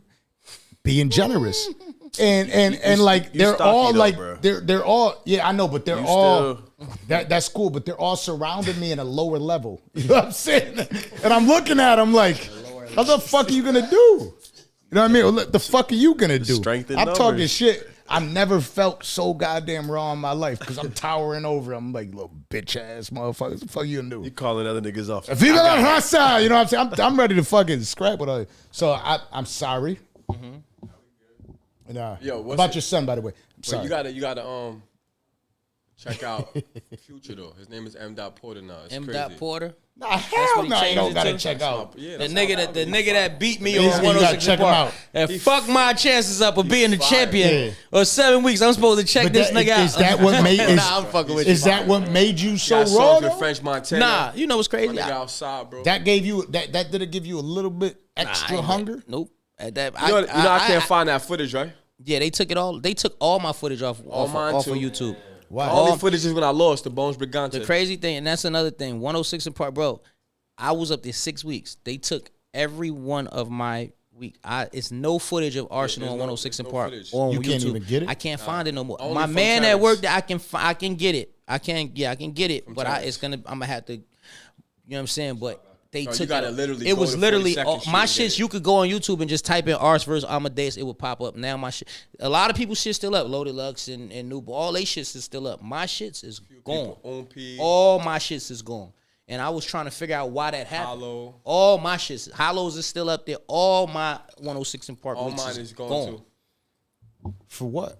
I was gonna say, what's that about? I don't know. All my shit's gone. No, that's a fact. It's not on the subscribe service. All my the- shits is literally, you can't find none of my In shit. 20 years, watch him pop out, be like, yo, it's Literally you got to know go what to I'm 42nd Street. Because I've been and get trying it to from find. I've been Terrence. trying to find to put my. I got a documentary that I'm Terrence. putting together. The real Terrence. The one that used to Terrence, run not the one. one that was not the host. Not the host. I'm about to say, what the fuck? No, it was another dude named Terrence behind the That's a scene. monopoly. Yeah, no. But like, That's kind of fucked up. I think Freestyle Friday was obviously a pivotal moment for the mainstream fans to be able to get it. I feel like this is why I compare it to UFC. I don't think battle rap has really gotten all the fans that it's gonna get yet. I think it's still so young in its career. Absolutely. Now, me doing business and shit, when I get into certain businesses, I'm like, okay, this one's young. But young is 17 years into it. You know what I'm saying? Battle rap is still so young. Yeah. And it's Because only we celebrating 50 years of hip hop exactly. and 17 years of battle rap. And in those 50 years of hip hop, when it really started making money was during that 50 Cent era when he was starting to make it about money. You know what I mean? And then everybody was like, oh, 50 Cent's making it all about money, because he was. He knew what he was doing. You know what I'm saying? And then Jay-Z already had it mapped out where he was gonna make the billions off of it. Did he? You know what I'm saying? But you don't really look at rap, and you can't sit there and say there's all these billionaires. You look at people like Drake, like, oh shit, he's really coming up. You look at Rick Ross, he's really coming up. Battle rap is really starting to break that. You feel like, because there's all these battle rap leagues. There's a lot of divide and conquer. What I did like about what happened in there was another battle rapper too. He was a vet that was at that divide and conquer Sway event. Seven? Sway 7. I already know He who came at Oh, at Smack. what What he said about the leagues and how they. Yeah, Yeah, that was crazy. That was a crazy. and Mook did it too. And Mook Shout out to Team Homie, spent the end of his Sway bars 7. talking straight to him Okay. about like, why y'all gotta divide and conquer? Why can't y'all work? He was like that. He literally looked at him and he was like, there'll never be another Smack. And then he turned around, looked at the camera, and he talked to Smack. Like, y'all gotta find some way to bridge the gap. I think You know what I mean? Like, no pun intended. You see, I'm dropping bars and shit. Nah, but it's like, I wouldn't have used Y'all- none of my time to spit none of that shit. I'd have been cooking niggas. yeah, I know that's because you're fucking that's arson. Fuck y'all trying to be friends. tell you, Let's talk, nigga. Here goes the story. Right, we had the artwork done for the picture for. I told Landon, damn it, Landon. I was like, you can't. I was like, the picture you got for Arsonal right now doesn't represent what he does on the battle stage. You made him look human. Oh, so that's why you posted the video? No, because he had a picture, and I was like, I will tell you this, like, when this dude battles, he is not human.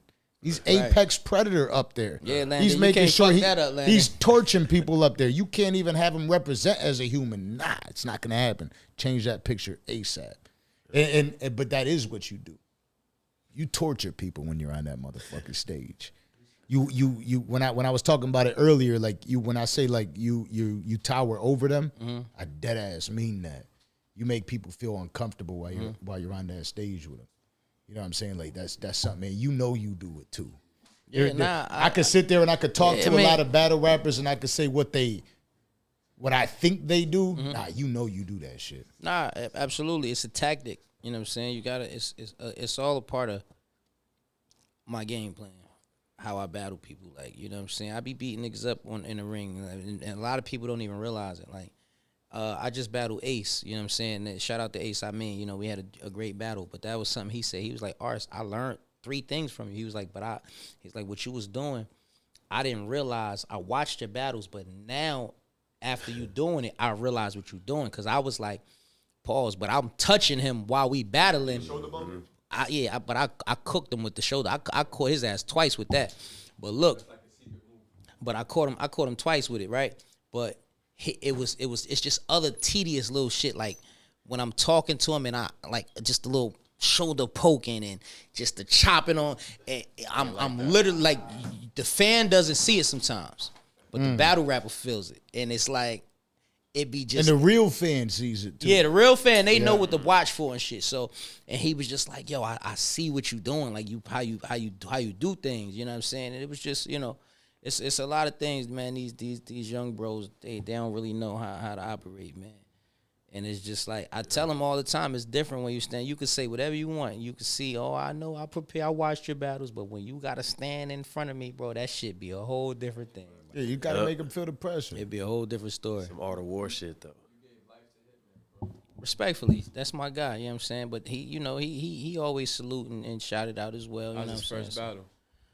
I mean, That's a reoccurring theme though, because I checked out some of your music too. It's very well thought out. You got a lot of reference on your beats even absolutely. to other tracks, other moments in hip hop, other moments in music. Right.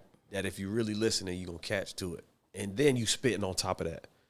Absolutely. So it's like it's a skill to be able to do that. It's like some real art of war shit. You're using all level of communication, like you said, tapping on the shoulder and referencing certain things and just getting inside their mind, probably Right. even before absolutely. the joint it's, even pop it's all a off. mind game. Yeah. End of the day. You know what I'm saying? So once Yo, you by get the way, people- real quick, if you're watching, you know how they got the settings button? Because a lot of motherfuckers be doing this YouTube shit. And they watch and they just watching like the lowest quality. But if there's a setting buttons, you could that everything we do over here is high price. So you could click the setting buttons, advanced settings, and you could put this shit in fucking 2160p or 1440p, whatever your phone allows you to do or your TV allows you to do. Because everything we do is in high definition, goddamn Don't it. cheat yourself. And while we're talking about all this shit, I can't let you go without you plugging your wife's business though. Oh yeah, you know what I'm saying? Because you did talk about how she got started and shit like that. Yeah. For we sure. gotta really It's, you plug know what that. I'm saying? It ain't no post up yet. You know what I'm saying? It's a brand new Instagram page, but it's railskitchen.info. RELLES kitchen.info on the gram. You know what I'm saying? Y'all make sure y'all follow it. The best food in Central Florida, I promise to God. My boy right there will definitely Not Central Florida. Florida, period, in the state. period. See that? I ain't even gotta say I didn't Central. even believe that she made it. What happened? That Cuz definitely did. What'd you say, What type of Cuz? food? He said 3 plates. It's fire, bro. It's like Southern food. The It's chicken different. was- It's different. It's look. We got collard greens. We hit at the last event. We had collard greens, candy yams, mac and cheese. When you say the last event, what you mean? That was the M3S3. I went out there and did the basketball food for event, that. prior You know what I'm to that, it was saying? his And basketball then I event did in a week Orlando. before that. I did my own basketball. The fans versus battlers truck coming basketball. soon. Yep, Definitely I got coming. the food truck on the way. You know what I'm saying? So it's a lot going on, y'all. Man, y'all make sure y'all follow it though. Railskitchen.info. RELLES kitchen.info. Yeah. Yeah, it's different, bro. I ain't gonna lie to you. It's different. That salmon, everybody love the salmon. That's what everybody be talking about, the salmon. You know what I'm saying? So I was about to say that because I switched to vegan. yeah, we got all that. We got veggie spaghetti, this chicken. We got everything. Smart. I'm trying to tell you, man. We got a little bit of everything, man. Yeah. Cuz I'm a ain't greedy lying, son of too. a bitch like that Had too. to. I'm telling you, I'm a And then greedy Vague motherfucker. put 3 to the side. Vague. Everybody, man. Like literally, like everybody. Like I've done URL events. I did the M3S. I event. feel like you need to pull up to every motherfucking That's event. what I'm trying to Because I do. went to the RBE event. That's what we they trying had to one do. truck. Nah, see, we I had would to just get the rice. We would have did them. We would have did You know them what I mean? I had to dirty. just You get know the how rice. it go. You know how it go. We would have did them dirty. And the for rice real. was good, don't get me wrong, but I had to just get the rice. I was sad. Nah, it's You know what I'm saying? I'm like, official. God damn, I It's could only get different. rice right now? What the fuck is going on? I ain't see no plate empty. I mean, not empty.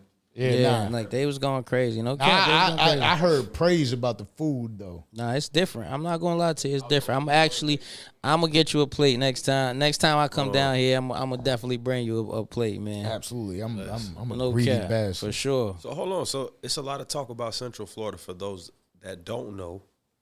Prior to that, you said a lot about Jersey. How does a Jersey man end up in Central Florida? How did that Everybody work out? from New York ends up going to the goddamn Well, sun. my old slogan used to be HPWT life. Haters pivot, winners travel. You know what I'm saying? So I've been a traveling baby since I don't know how since 04. Once I started battling and shit, like that's when everybody started reaching out. I started traveling. So what happened was in 2010. So 08 I started battling. 2010. Okay. You feel me?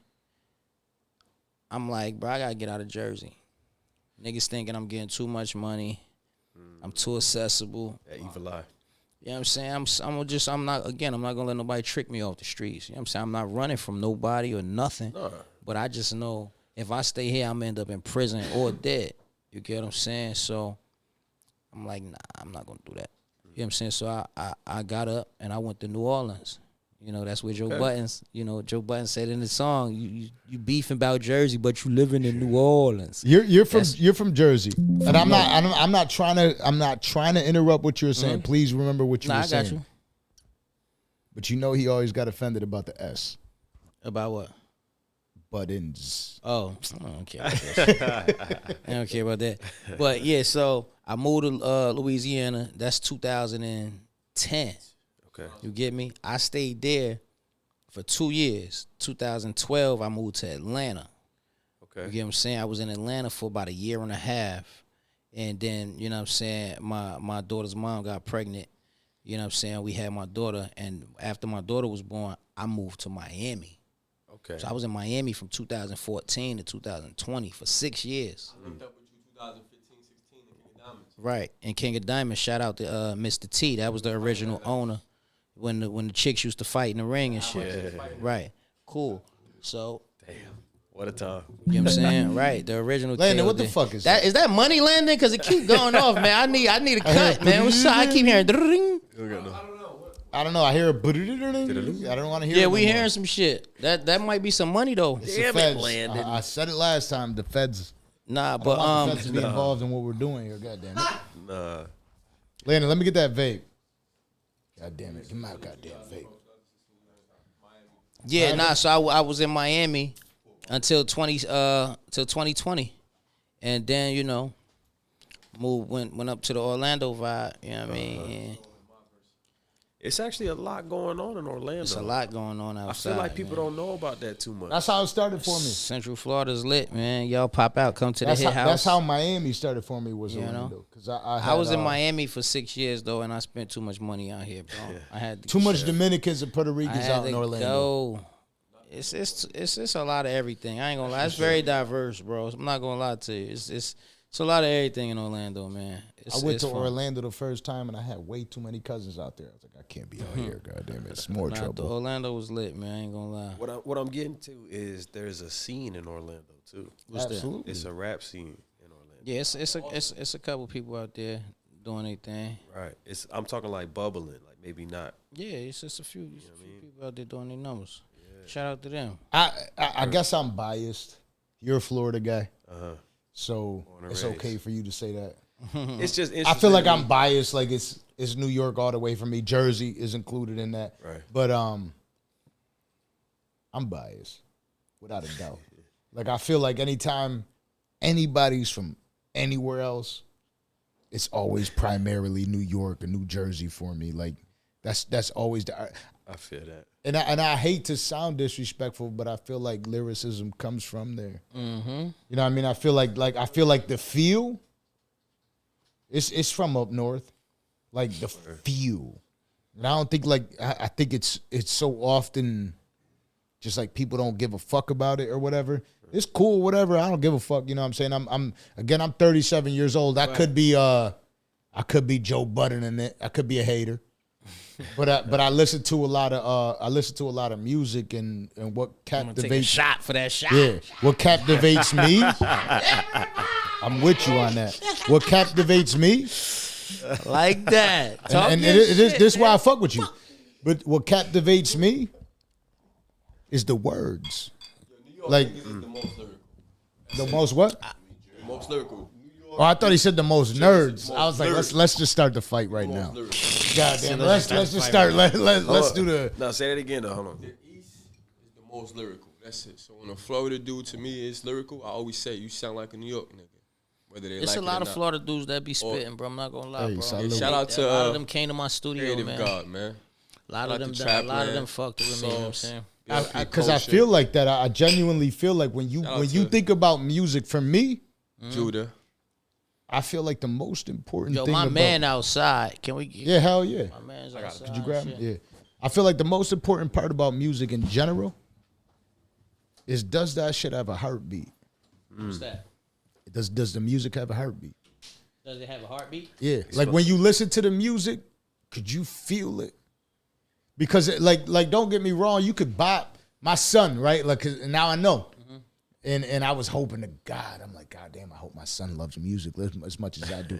And whenever a beat comes on, he immediately jumps into that. Like I never taught him it. He just bounces immediately. Can This we, the dopest. Go ahead. I don't mean to cut you off, especially when you're talking about your son vibing. So I just want to say that.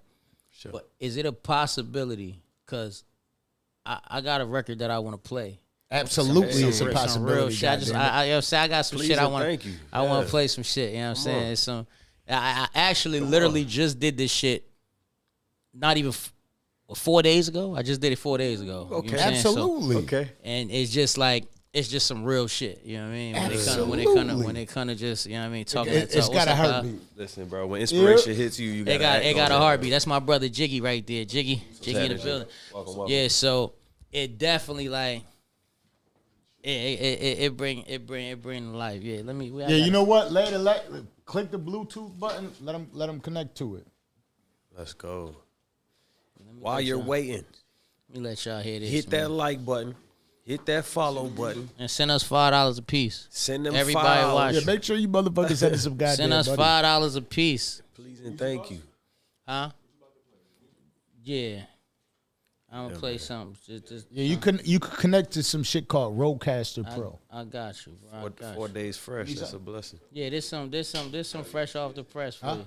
Damn, it's hella shit in here. Oh, why the Roadcaster? Too tall. I got you. Boom, we lit. Security and shit. I asked him. I saw the Uber pop up. I asked him. I was like, "Is that for you?" He's like, "Why would it be for me?" And I'm like, "That's security right there. Security." Oh yeah. Oh, you already got connected I to it got it. that quick? I'm lit. I'm connected. I'm connected, man. I'm connected. You know what I say? I say, fuck it. Let's take a 5-minute intermission or a Let's do 10-minute. it. We could do Let's that. take it. We gotta wait for Landon to come up, press the screen and shit. All that good shit. Put 'em in the Hey, waiting Jiggy, you room. got some smoky smoke? Listen, so something we like to do over here at the Danza Project is this all live. None of this shit is scripted. None of this shit is edited. It's all live and in the flesh. We will remove the version of the intermission part and shit like that, but we're gonna take an intermission, chop it up and shit like that. So I'm gonna do that right the motherfucker now. Hey, y'all make sure y'all stay tuned, cause I swear for God, this shit that I'm about to play y'all gonna be like, nigga. Come on. Listen, trust me. We're definitely fucking putting that up as a goddamn clip, goddamn it. But yo, just make sure. Damn, Landon. Go bust through the door. I was talking about the feds being in here. You had to walk in like that. He's That's stronger a big than he looks, that's a ladies and strong- gentlemen. Landon, hit him with an intermission, He's stronger please. than he looks. Intermission, yeah, smoking, chilling. I don't know how long the intermission's gonna be, but it's gonna be an intermission. So y'all chill, do what y'all got to do. Hit the like button. Send me all the money you got. Please, how do I just they want send me the $5 money, a Landon? person. It's a super chat. All right, go to the super chat and just send me money right now. I need it. Us If you don't, us money. money. We need money. Yeah, send it. Please and God thank you. damn it. I got two of my closest homies. I've been trying to explain this shit to them for a long motherfucking time. We're not old as hell, but we're old as hell. And mainly because of what you're saying. Like, I'm from Buffalo, New York, so my whole mentality was 21 is the limit. Like, you can't, to go past 21, you're either dead or in jail. And I'm not sitting there I'll never sit there and be like, oh, I'm Noriega super thug. I wasn't like that. I mean, I was a piece of shit. But I thought that it would end prior to that. So every year after that, 22, I felt, all right, I'm a grown ass man. Right. 25, grown ass man. Right. 30? When I was in my 20s and I was looking at 30-year-olds, I was thinking like, what the fuck are they still doing in the club? Right. Hell yeah. You know what I mean? Me too. 30, Me too. 35 and they're in the club. I'm like, this, Right. you better chill out, Bill Cosby. And now you like, know what I'm saying? and now it's like, where we headed after this? Yeah. Where But we I tell going? you what, at that's 37, You still in the club. and I be thinking Go. about the Go, bitches that I'm shorty. interested It's in. your birthday. You know what I mean? Like you feel me? My girl is 26. Right? You feel me? You heard I how be- he put the emphasis at 26. Yeah. So I be sitting there like, You doing I'm right. your You doing senior right. citizen. Right. You know what I mean? Like I I'm your elder. You better respect me. I respect remember, me. I remember being in middle school and you'll see somebody from high school pull up to pick up a girl and you like, whoa. You know what I'm saying? I'm gonna tell you what's I fucked up remember about being that. in high Being school young and like, oh, and not shit. seeing a nigga from college, but seeing a Yes. nigga that's 28. You know what's pick up a crazy? 15-year-old. I'm talking about This is jumping the very fence. controversial what I'm Real- gonna say, real but did you shit. hear what Cassidy had to say about it? Yeah, I heard him. Cassidy was like, people are real selective because Who they they- want to attack R. Kelly about what he was doing. Right. And he was like, but there's a bunch of motherfuckers in your hood that was doing the same shit that you ain't judging. Y'all are That's real a fact. selective He about the lying. shit that you're saying. That's an a income. fact. Because That's y'all what want to you call- blame R. Kelly for what he did, That's but a fact. you ain't putting no pressure on I don't agree everybody with you Cassidy see. much, but that's a fact. Yeah, That's what you 'cause call an You know what I'm inconvenient saying? truth. I don't agree with him much, Real- but that's definitely a fact. It is because people are real selective of who You they know what I'm want to saying? pick on, but everybody knows somebody. Shout out like to yo, Cass, I can't front, man. At 37, my girl being 26, I'm like, y'all ain't mad. You know what I'm saying? nah, you think Y'all ain't you mad doing that I it went and right. scooped her off her feet and shit. doing I used to good, you get doing because good. my girl's like she's big out here for like the fitness shit, right?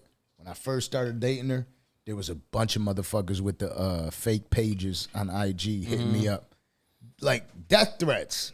Damn. What the fuck are you 5'3"? You don't deserve a woman like that. Oh, they was And trying to kill you over that I shit? enjoyed it. I thought it was dope. The mob. They was trying to kill you. But over that's that how it shit. is. Yo, because I am. Sheesh. I'm not going to sit here and be the one to deny it. I'm like, you know what? You're right. You're right. You know what I mean? And I'm sitting there like, I got bars too. And I'm like, you're right, Lil D. Oh, you funny as hell. Oh, you funny than a motherfucker, yo. You're right, Oh, Lil. I man. got her. I You know said, what I'm yo, saying? all right, that's round one on you. Don't do that, bro. Don't I'm do like, it. I got her. But that's how the shit is, especially like the one thing about South Florida is when you're out here, it's all about sex. All about I genuinely feel like this shit is money. all like I came in. I was a fit dude. When I first came out here, I felt out of shape. like out of shape. Out of shape like a motherfucker. I go to the gym. That's because you worrying about the comp. You can't see. That's the thing. You cannot. Nah, worry about. I'm just. Don't watch You're the right. competition. Don't You're right. watch them. That's you a bar. Can't, bro. You cannot. That's a bro. bar.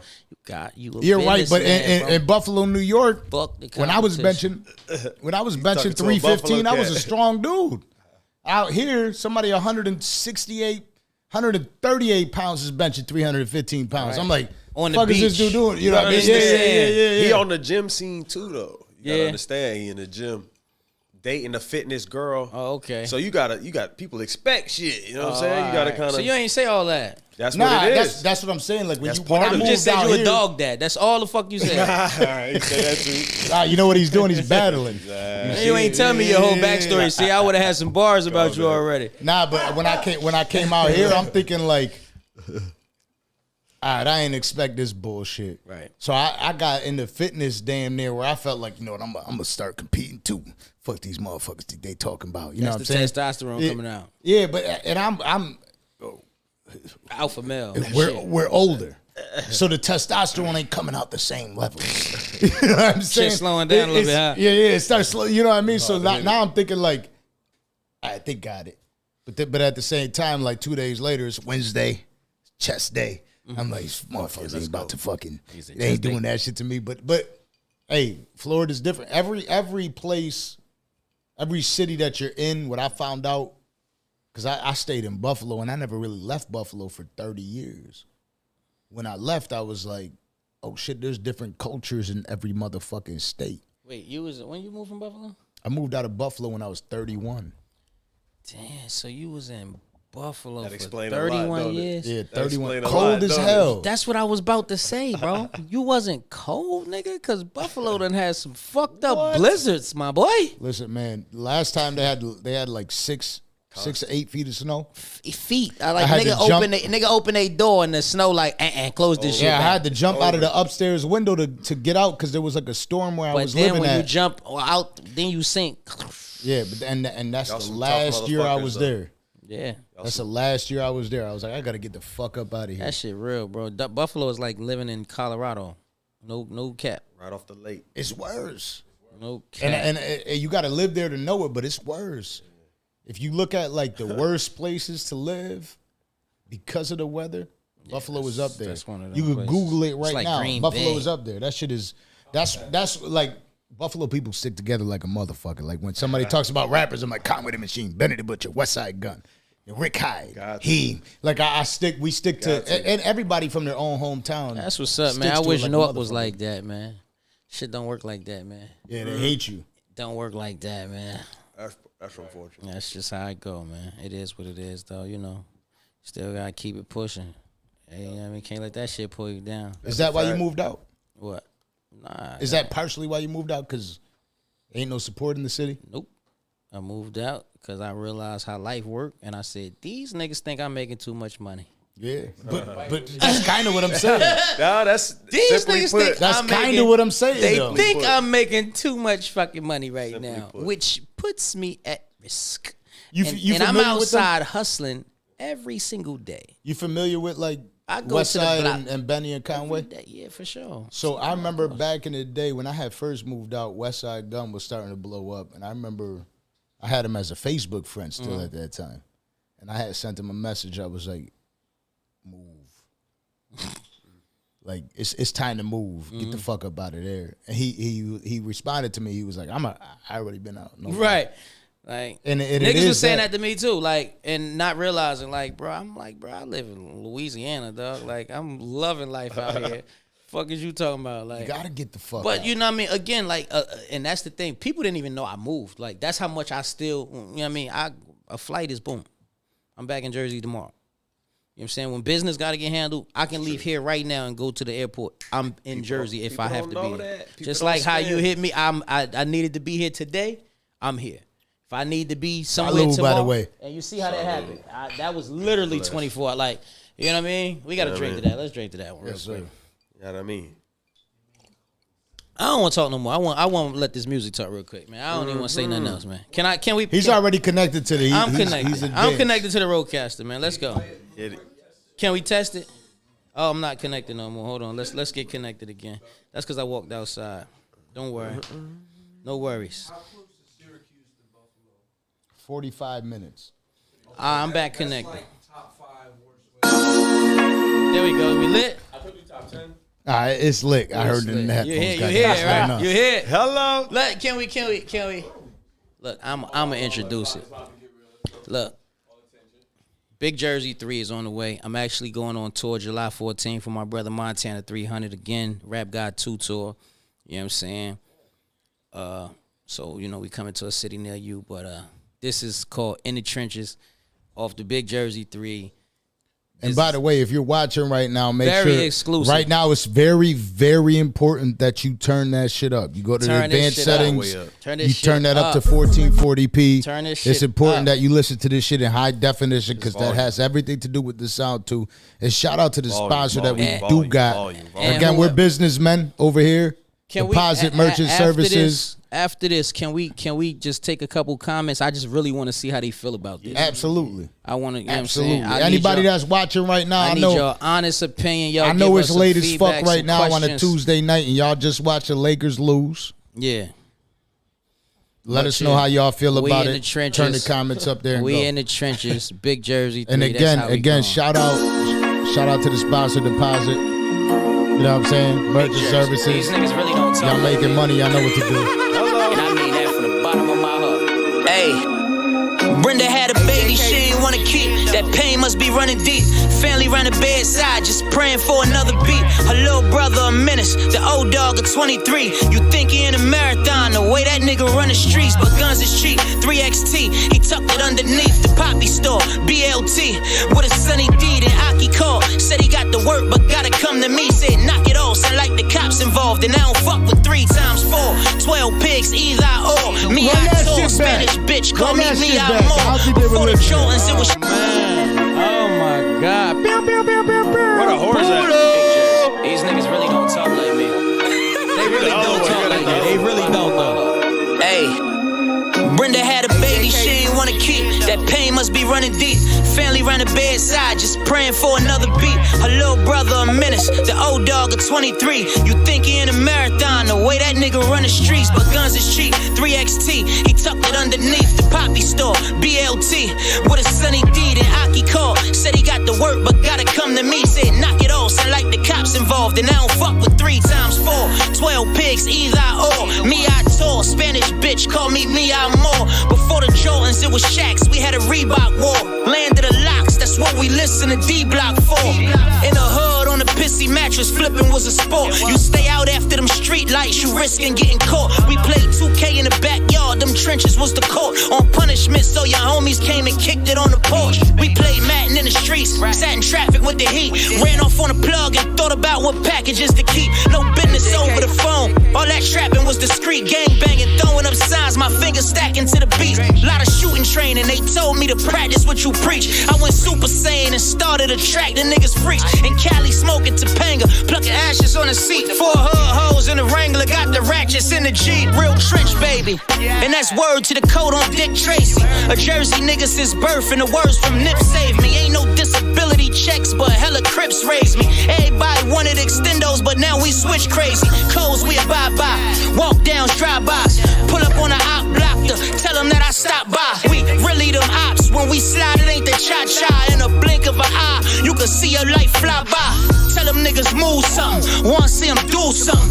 Fuck around and lose something for trying to prove something. Purple tape raised me, Raekwon was the chef. Young niggas still in the hood, I'm Trayvon with a vest. Learned to go with my gut and gave my conscience respect. I always added the drama when my mama was stressed. You'd have thought I was pledging during my time in the step. I was the Alpha and Omega, first in line for the rest. I'm the hood hero, the black Robert De Niro. We ain't the same, you never spent the euro. Y'all out here renting cars on Turo. I do this for my dead homies, painted on the murals. Homies meaning plural. Look, man, I do this shit for the real trench babies, man. Yeah, It's a cheat code. They don't talk like me, man. I'm trying to tell you, these niggas do not talk like me, man. It's a cheat code. It's They a don't cheat talk code. like me, man. You can rap. I appreciate that, man. You can rap like a motherfucker. appreciate Like, that, I'm man. telling you, like battle rappers aren't supposed to rap like that, and they are. Talk that shit. They are. Because every moment throughout my life, I'm like a battle rapper could always spit the hardest shit. Absolutely. And then I started hearing them on records all the time, and I'm like, they actually can't. Not all. Even though as talented as they are, they Right. can't. Right. You're one of them. I'm a You're little one of them different, man. dudes. I keep telling them, man. You're I'm a little Landon, different, top left. I tell you, you're one of them motherfucking dudes. There it is, Goddamn top it! right. You are one of Appreciate them that. I motherfucking appreciate dudes. that, man. I definitely do, man. What happened? Big Jersey 3 is on the way, man. You already know what time it is, man. It's July again. Last year, I dropped Big Jersey 2 July 15th. That was the day I went on tour with Montana last year. This year, I go on tour July 14th, and Big Jersey 2 will be dropping before that. I mean, Big Jersey 3 will be dropping before that. So I'm going to give y'all a whole lineup and everything on Big Jersey 3. That's just one. Everything is like that, though. Like, it's that. It's that. When it comes to rappers, It's that. who's the people you gain influence the most from the rappers? From the rappers, the most influence I've ever had. Because I heard you mention Nip. Yeah, Nip is a huge influence, but the biggest influence I ever got was from Snoop Dogg. The biggest businessman in the game, bro. Okay. Snoop is a legend. Snoop Talk Dogg. about an OG. I seen Snoop. OG, entrepreneur, mentor, fucking idol, everything, bro. You know what I'm saying? Like, he's a mogul. You know what I'm saying? Snoop Dogg is Snoop Dogg. You can go to Everything that Snoop does, I like, like, you know what's crazy? with Snoop Dogg is the football most shit. popular person. I feel like, and I had to Google it, and they said Dwayne Johnson, but I don't think so. I think Snoop Dogg is the most popular bro.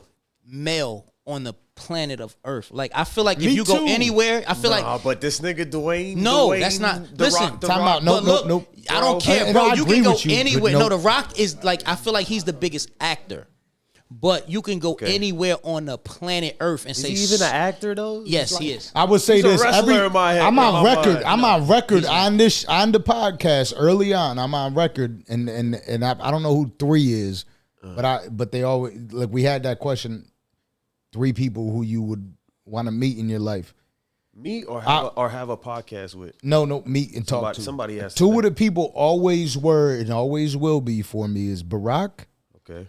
and Snoop. Oh, and Snoop. I don't know why, but I feel like Dead or I alive? really I feel like, yeah. dead or alive. I Yeah. really want to sit in the room with Snoop. I got a chance to actually. I actually I stayed at Snoop house. You got me? I smoked. Stayed, Nigga, I stayed at the crib for the night. Like me, you know what I'm saying? I stayed there. Like I did a GGN interview and literally stuck. I was stuck. Y'all can look this. I was stuck. Dope. They cut it, but I was stuck with Snoop for probably 15, 20 minutes, stuck before I said I was so high. I smoked weed with Uncle Snoop. Uncle Snoop was the first. He brought me on the BET I'm not stage. smoking weed with Snoop. No, I am. You got to. What you mean? The fuck you are. You are. Cap. You know he That's is. the biggest cap in the world. I'm not saying. Bro, you know I'm what's not crazy? saying because I won't want to. Man, free, I'm just saying I don't know what'll happen from it. Free my motherfucking cousin and my ex manager Xavier, man. He doing 30 in the feds right now. Yeah. You know what I'm saying? Real shit. I bought him. He was with me when we went to Snoop house. X don't even smoke weed and he smoked with Snoop, bro. Come on, like it's right? you have to. Obligatory. I don't care who you like. You have gotta. to. That's you don't think Martha Stewart was blowing? No, yo. What? Listen, I'm By not choice. saying I choice. wouldn't smoke with him for the fact that You I'm not have smoking to. with him. You got to, I bro. just feel like if a camera was around, that motherfucker would get me way too Nah, high. he'll get you high. He gonna have you high. That's why I wouldn't smoke But that's the with him. beauty of cameras now. You can edit and shit, man. I was high. They edited that shit out. I was cooked. I ain't gonna lie to you. I was cooked. I mean, but because that was man to something on the man, bucket you gotta see how you match Got up. to, like, bro, It this is what Snoop, it is. bro. I'm not about to not smoke this shit. And I then don't the know crazy that. thing is, That's a Snoop lot of got smoke. all his shits is pre-roll. He has a roller like that. All his shits be there. Like so, Smoke look, to your you be toe. like, you be ready to pass the blunt. It be like this one. You be passing it to him, and he lighting another one. That shit be like, come on, you tripping? Yeah, they're handing out burgers out here. Yeah, let live me at get the one, Dancer man. Project. I ain't gonna let me get one right here. I'm so grateful for being a vegan. Yeah, I'm going ahead and get one of them. I'm gonna get Go ahead and say that. You see, you remember earlier when I was like that car pull up for you? Anytime anybody was here, they always had a whip pull up for him for Uber with food and shit. And so when I asked you, he was like, fuck I look like. And I was like, damn, he's serious. You know what I'm saying? And I was like, but everybody always has some food pull up for him. This is why. Hey, you know, we hit late night, man. We gotta eat, man. And we What I talking tell you about going earlier out. too, I was like, we always talk about having like a 90-minute interview, but the shit just ends up being longer because And we y'all ain't. talking about going out. We absolutely, So I gotta eat. absolutely. Shit. Appreciate. Oh, you fuck with it? That touched the Yeah, that it does. Appreciate it. What I say though, What did I say? but I heard you, but I knew it because there's certain people that make music for it.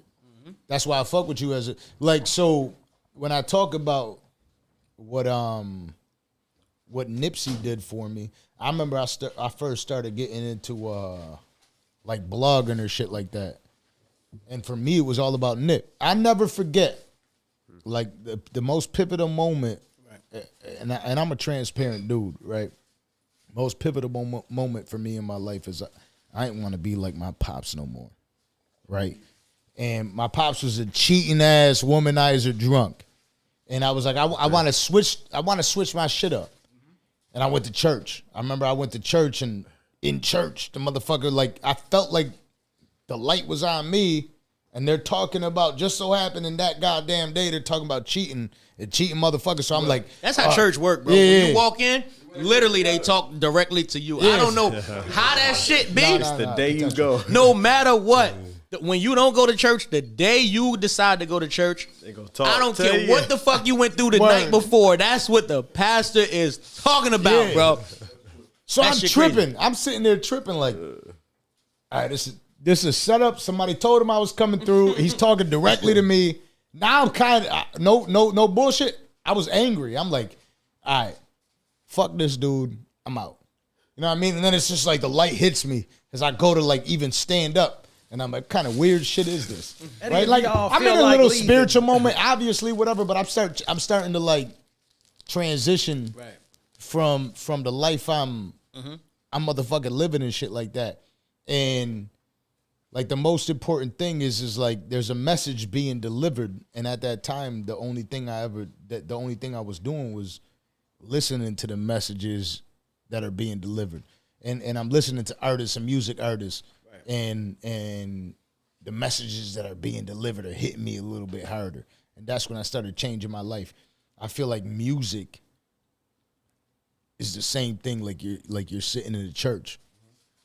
that shit impacts people like that. Yeah, it do. And when Especially when that song come on, that feeling you going through, like when it's a woman in the car and the Mary J or the cheating song, you know what I'm saying, that shit come on, or the, you know what I'm saying, Mr. Wrong and shit. Right, and it's I'm Mr. Wrong, goddamn you know what I'm it. saying, or when you sitting there like, fuck man, I'm tired of these bitches, and then DMX, what these bitches want from a nigga, that shit come on, you be like, what the fuck? Like, yeah, I get it, but it changes your life and shit like that. I feel like I feel like there's certain musicians, and the first few times I heard you, I knew that's what you were about. Yeah, that's what I said earlier.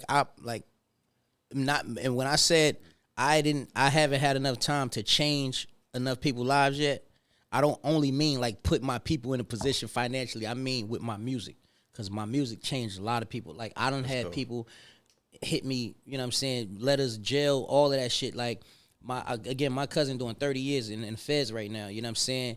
He done called me with people on the phone like, yo, Ars, they know who you like. They just want to tell you, bro, I listened to you for the last 15 years, bro. I've been in here. I'm in here for the rest of my life, and you helping me get through this. I listened to that song, Never Trust Again, and blah, blah, blah. So shit like that. That's dope. That's still me changing these people and touching them, pausing and changing their lives. You know what I'm saying? Whether they where they at or not, you know. You battle rappers are too motherfucking good. Y'all ain't gotta say pause all the goddamn time. Y'all just be so advanced in the bullshit. Because you gotta be. Yo, shout out to everybody watching. Y'all got a question? Let me get another one of them burgers, man. Shout out to Danny. Danny, I appreciate you watching. I see you on there. Shout out to Danny. Chat. But like y'all gotta ask a question. Now's your time to ask a question. By the way.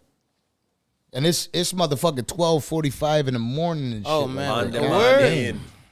It's late as a bitch. Pandemonium. It's late as a bitch, and the night's just getting started, goddamn. Oh yeah, we They're talking about going to, and you know what I'm saying, like going to where? I'm not going to. I'm going to. See, I'm not going. I'm definitely not going to. The other one. You know what I'm saying? Gotta give you exactly. That's how it goes. As a battle rapper, I just gotta give you your flowers because like. They said, "Free my As boy." a disrespectful battle rapper, like not too many people do it like you. So you set the path for like niggas like me to be disrespectful and be comfortable with it. And I gotta give you your flowers, man. I appreciate a lot of people have said that. And you Sagittarius. So. A lot of people say that, like you set the path for the disrespect. Yes. Yeah, I mean, and then you said there was no boundaries. And I've exceeded your shit. I've never thought it was, and that's the thing. Like I wanted to be an innovator when I came into battle rap. Again, you know, I knew the Murder Mooks, the Loaded Luxes, the Serious Jones, the Jens, the Iron Solomons, the Mav Hoffers. They was all around. Party Arties, J Mills. Rest Rex, in peace, Party Artie. You know what I'm saying? We got J Mills coming up. We got Big K coming up. You know why I say that though? Charlie Everybody, listen, hold on real quick. Everybody was around. Everybody had a style, but battle rap was still. It's competition, but nobody was disrespecting nobody. Like they was, you know, they had one or two, your mama, or I did this with your mama, like, but it's like, I'ma come here and I'ma really go overboard with this shit. And I'ma see how that transpires because that's the character. Since this, I noticed from the beginning, bro, like I said, I've been in a business. Since Lux hit me, I knew I'm thinking business. I'm gonna milk this. I'm gonna find out how to, you know, run a business, and I'm gonna go do what I'm gonna do. I'm gonna get the information, and I'm gonna go do what I'm gonna do. So, as I'm thinking like that, I'm just like, bro, I gotta fucking do something innovative. I can't be just bars. I can't be disrespect the fuck out of so everybody. I said, bro, this is battle rap. Like this is a fucking. But the reason why I say that, battle. bro, because if you look at battle rap nowadays, motherfuckers will give each other handshakes, mid rounds, give each other hugs, and it's like this niggas prepare together. Like they killed the essence of being disrespectful. So I got to give you your flowers because you've been doing it for 15 years plus. Right. Saying niggas is still being friendly. Like battle rap, please go back to that disrespect, killing you, disrespecting your family, because that's what it's about, man. That's all I can say, man. Thank you, Arsonal, for that, man. Y'all niggas is too sensitive and stop hugging each other and dapping each other. This is not no friendly shit. It's not peaches and cream. You gotta kill niggas, bro. That's all I can say, man. Bring niggas' mothers from their graves. God damn, no. No. Nah, don't get me wrong. Like, Nah, I did it in a battle. Nah. Hey. Don't get me wrong. Like that's I what I'm get what saying. you But like, saying. I'm saying me. Like we saw what happened in a lot of the battles. So, as far as who you would put, I'm very interested. I ask this question a lot, but I'm very interested in hearing who's your Mount Rushmore of battle rap. All right, I'm gonna give you my Mount Rushmore, and then I'm gonna give you my active tops. Okay. All right. So my Mount Rushmore is myself, Loaded Lux, DNA, and Disaster. That's my Mount Rushmore. Those are the four. I haven't changed it. That's my four. You know what I'm saying? Disaster is a different type of person. Like, period. Like, I've seen him battle rap in different languages. You know what I'm saying? He's a wild boy. He studied different languages to, you know what I'm saying? Disaster has Shout out reached out. Disaster. He's reached out. He's done a lot for the culture behind the scenes that people don't know about. He's reached out. He's done a lot for myself. I You feel get what like I'm you, saying? Pat Stay, and this is no disrespect to anybody, you, Pat Stay, and Disaster are the ones that I feel like when you have to watch. It's a moment. Yeah, but you gotta involve Lux. Loaded Lux. No, I'm not saying nope. I'm not gonna disrespect anyone. Like I said, I'm not disrespecting anyone. I'm talking about as far as like the sheer tenacity. So Pat. I'm talking about tenacity. Pat, Disaster. The for me personally, the tenacity, the like you know when you listen to music and you hear Busta Rhymes, it's a whole different type of level. I feel like that happens with Arsonal. I feel like that happens with Disaster. Like it just happens. You know what I'm saying? I feel like that happens with Pat Stay too. Like I feel like it's just something that the energy is so landing the goddamn noises again. That sounded like money that time. But I feel like That one sounded like money for somebody sure. better That be shit saying said, this. Man. But I feel like you know what I mean? Like a lot of the times you're looking for the ultimate warrior. yeah. You know what I mean? When they run up to the stage, that energy that's there. I feel like y'all got some crazy energy. Yeah, I mean, you got to though, bro. It's all, you got to put it all out on the line at one time. Again, battle rap is you get one chance. That one performance got to be flawless. You can't rehearse. I mean, you can't reuse it. You can't recycle it. It's one and done. It's one time use, and it got to be flawless, bro. You got to be in the zone because there's a lot of shit going on. A whole If you bunch don't- of shit. if Then you don't niggas start find- heckling and all of that. You got to fight through all that shit, don't man. find That's what that people don't zen? realize, man. You got to be able to focus, man. So it's a focus. Sport. Yo, look at this shit. Mook, you What's can't that? do that. What that say? Mook, you can't. Mook, I need to get paid for this, Mook. What that say? I don't know. He's promoting his whole company and shit like that for me. Let's go. Mook, I get 50%. 50%, goddamn it. Nah, so you were talking about Mount Rushmore, Right. and then what's going on now? Who you got? All right, so the tops now, you know what I'm saying? Who I would say actively is top. My top four, and I'm gonna just be like, you know, completely honest. I'm gonna go, you got Geechee, you have, this ain't no order, but these are the four. You got Geechee, you got Rum Nitty, you got Easy the Block Captain, and I would say right now, I'm gonna throw Suge in there because Suge is just my bro unstoppable. Those are my top four active right now. You know what I'm saying? That's a good my list top. right there. That's my top. I don't give a fuck what nobody else say. Y'all can hate, y'all can feel how y'all want. That's my top, nigga. That's what it is. Those are the ones that I see putting the most work in. You know what I'm saying? And Danny Myers too. I can't leave that. Danny Myers, that motherfucker battle every 2 days. So he battle every 2 days. You know, he gotta Yeah, be. he's been doing it. No, he's that what? he definitely different. I'm gonna get him the runner. He's different. Danny's different, but I'm gonna get him the fifth spot. All right, so y'all heard it here first. Y'all got to sit here and witness what the fuck we're doing. At the end of the day, it's all about like having that conversation. It ain't about so much about. I feel like most people do the interviews and they're trying to like find Clickbait, some, man. Yeah, they're trying to find some Clickbait. moment. But I feel like it's most important to talk about the human. You know what I'm saying? I think that's the most important part. So I appreciate you for coming man. Nah, I through. appreciate y'all having me, bro. Real talk, man. Nah, it was definitely. Nah, man, for sure. And let's go ahead and sign off. Landon, go ahead and press. Damn it, Landon. Go ahead and sign that. Yeah, just. Oh, yeah. Landon is so on point. Shout out to Deposit again.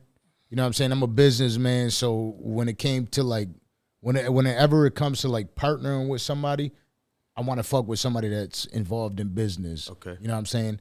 And, like, for me, like, one of the most important part of business is that people don't understand is being able to accept money. You can't just accept money out of nowhere. Transactions. You have to be able to fucking get a merchant and be able to get that money. So when it came to what we were doing over here at the Danza Project, I obtained a relationship with a merchant to be able to accept money. Shout out to Deposit because they were watching everything we were doing with the Danza Project. And they're like, yo, whenever you got to accept payments, let us be those people. So if y'all ever need somebody that will run those transactions for you at a cheap rate, Deposit is the place to be, man. Just trust me on that. Right. Y'all can hit me up. I'm gonna show you where to go. I'm gonna send you the links and shit like that, and we're gonna help set you up. And before we log off, I gotta plug my shit. Yeah, you know what I'm saying? Y'all already know what time it is, man. I'm a businessman, not a business. You feel? So check it out. Rap Central Show. Y'all follow us on every social media platform at Rap Central Show. You know what I'm saying? Y'all follow my studio at The Hit House Studios with an S at the end. Y'all follow me, Arsonal 103 on Instagram, Arsonal the Rebel on all other social media handles. Y'all look forward to seeing me star in the new Pluto Fubu TV, Fubu Network. I fuck it. The show's not over yet. Time out. The show's not over yet. The Fubu original. Yes, the Fubu original. You know what I'm saying? You know what I'm saying?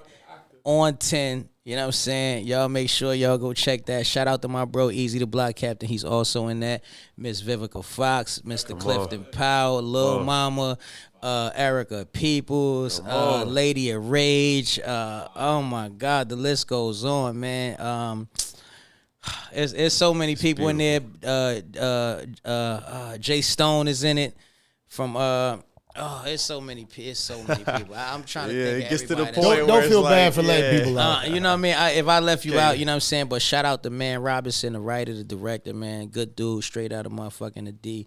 You know, On 10 is coming in the next month. You know what I mean? So y'all look forward to that. Shout out to Fubu Network for picking it up. You know what I mean? Let's go. And y'all know what time it is. You know what I mean? Big Jersey. You know I do this rap shit for real. I'm part actor gang now. So y'all continue to support me through my trials, tribulations, man. And let's make it make sense, man. For real, I appreciate everybody that supported me.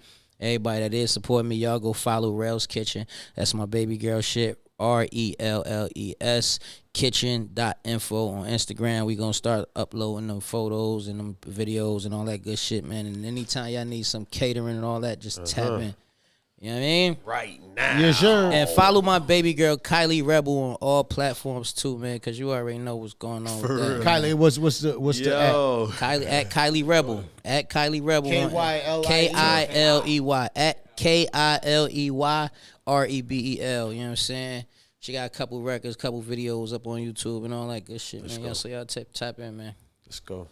All right, Landon, let's sign it off right there.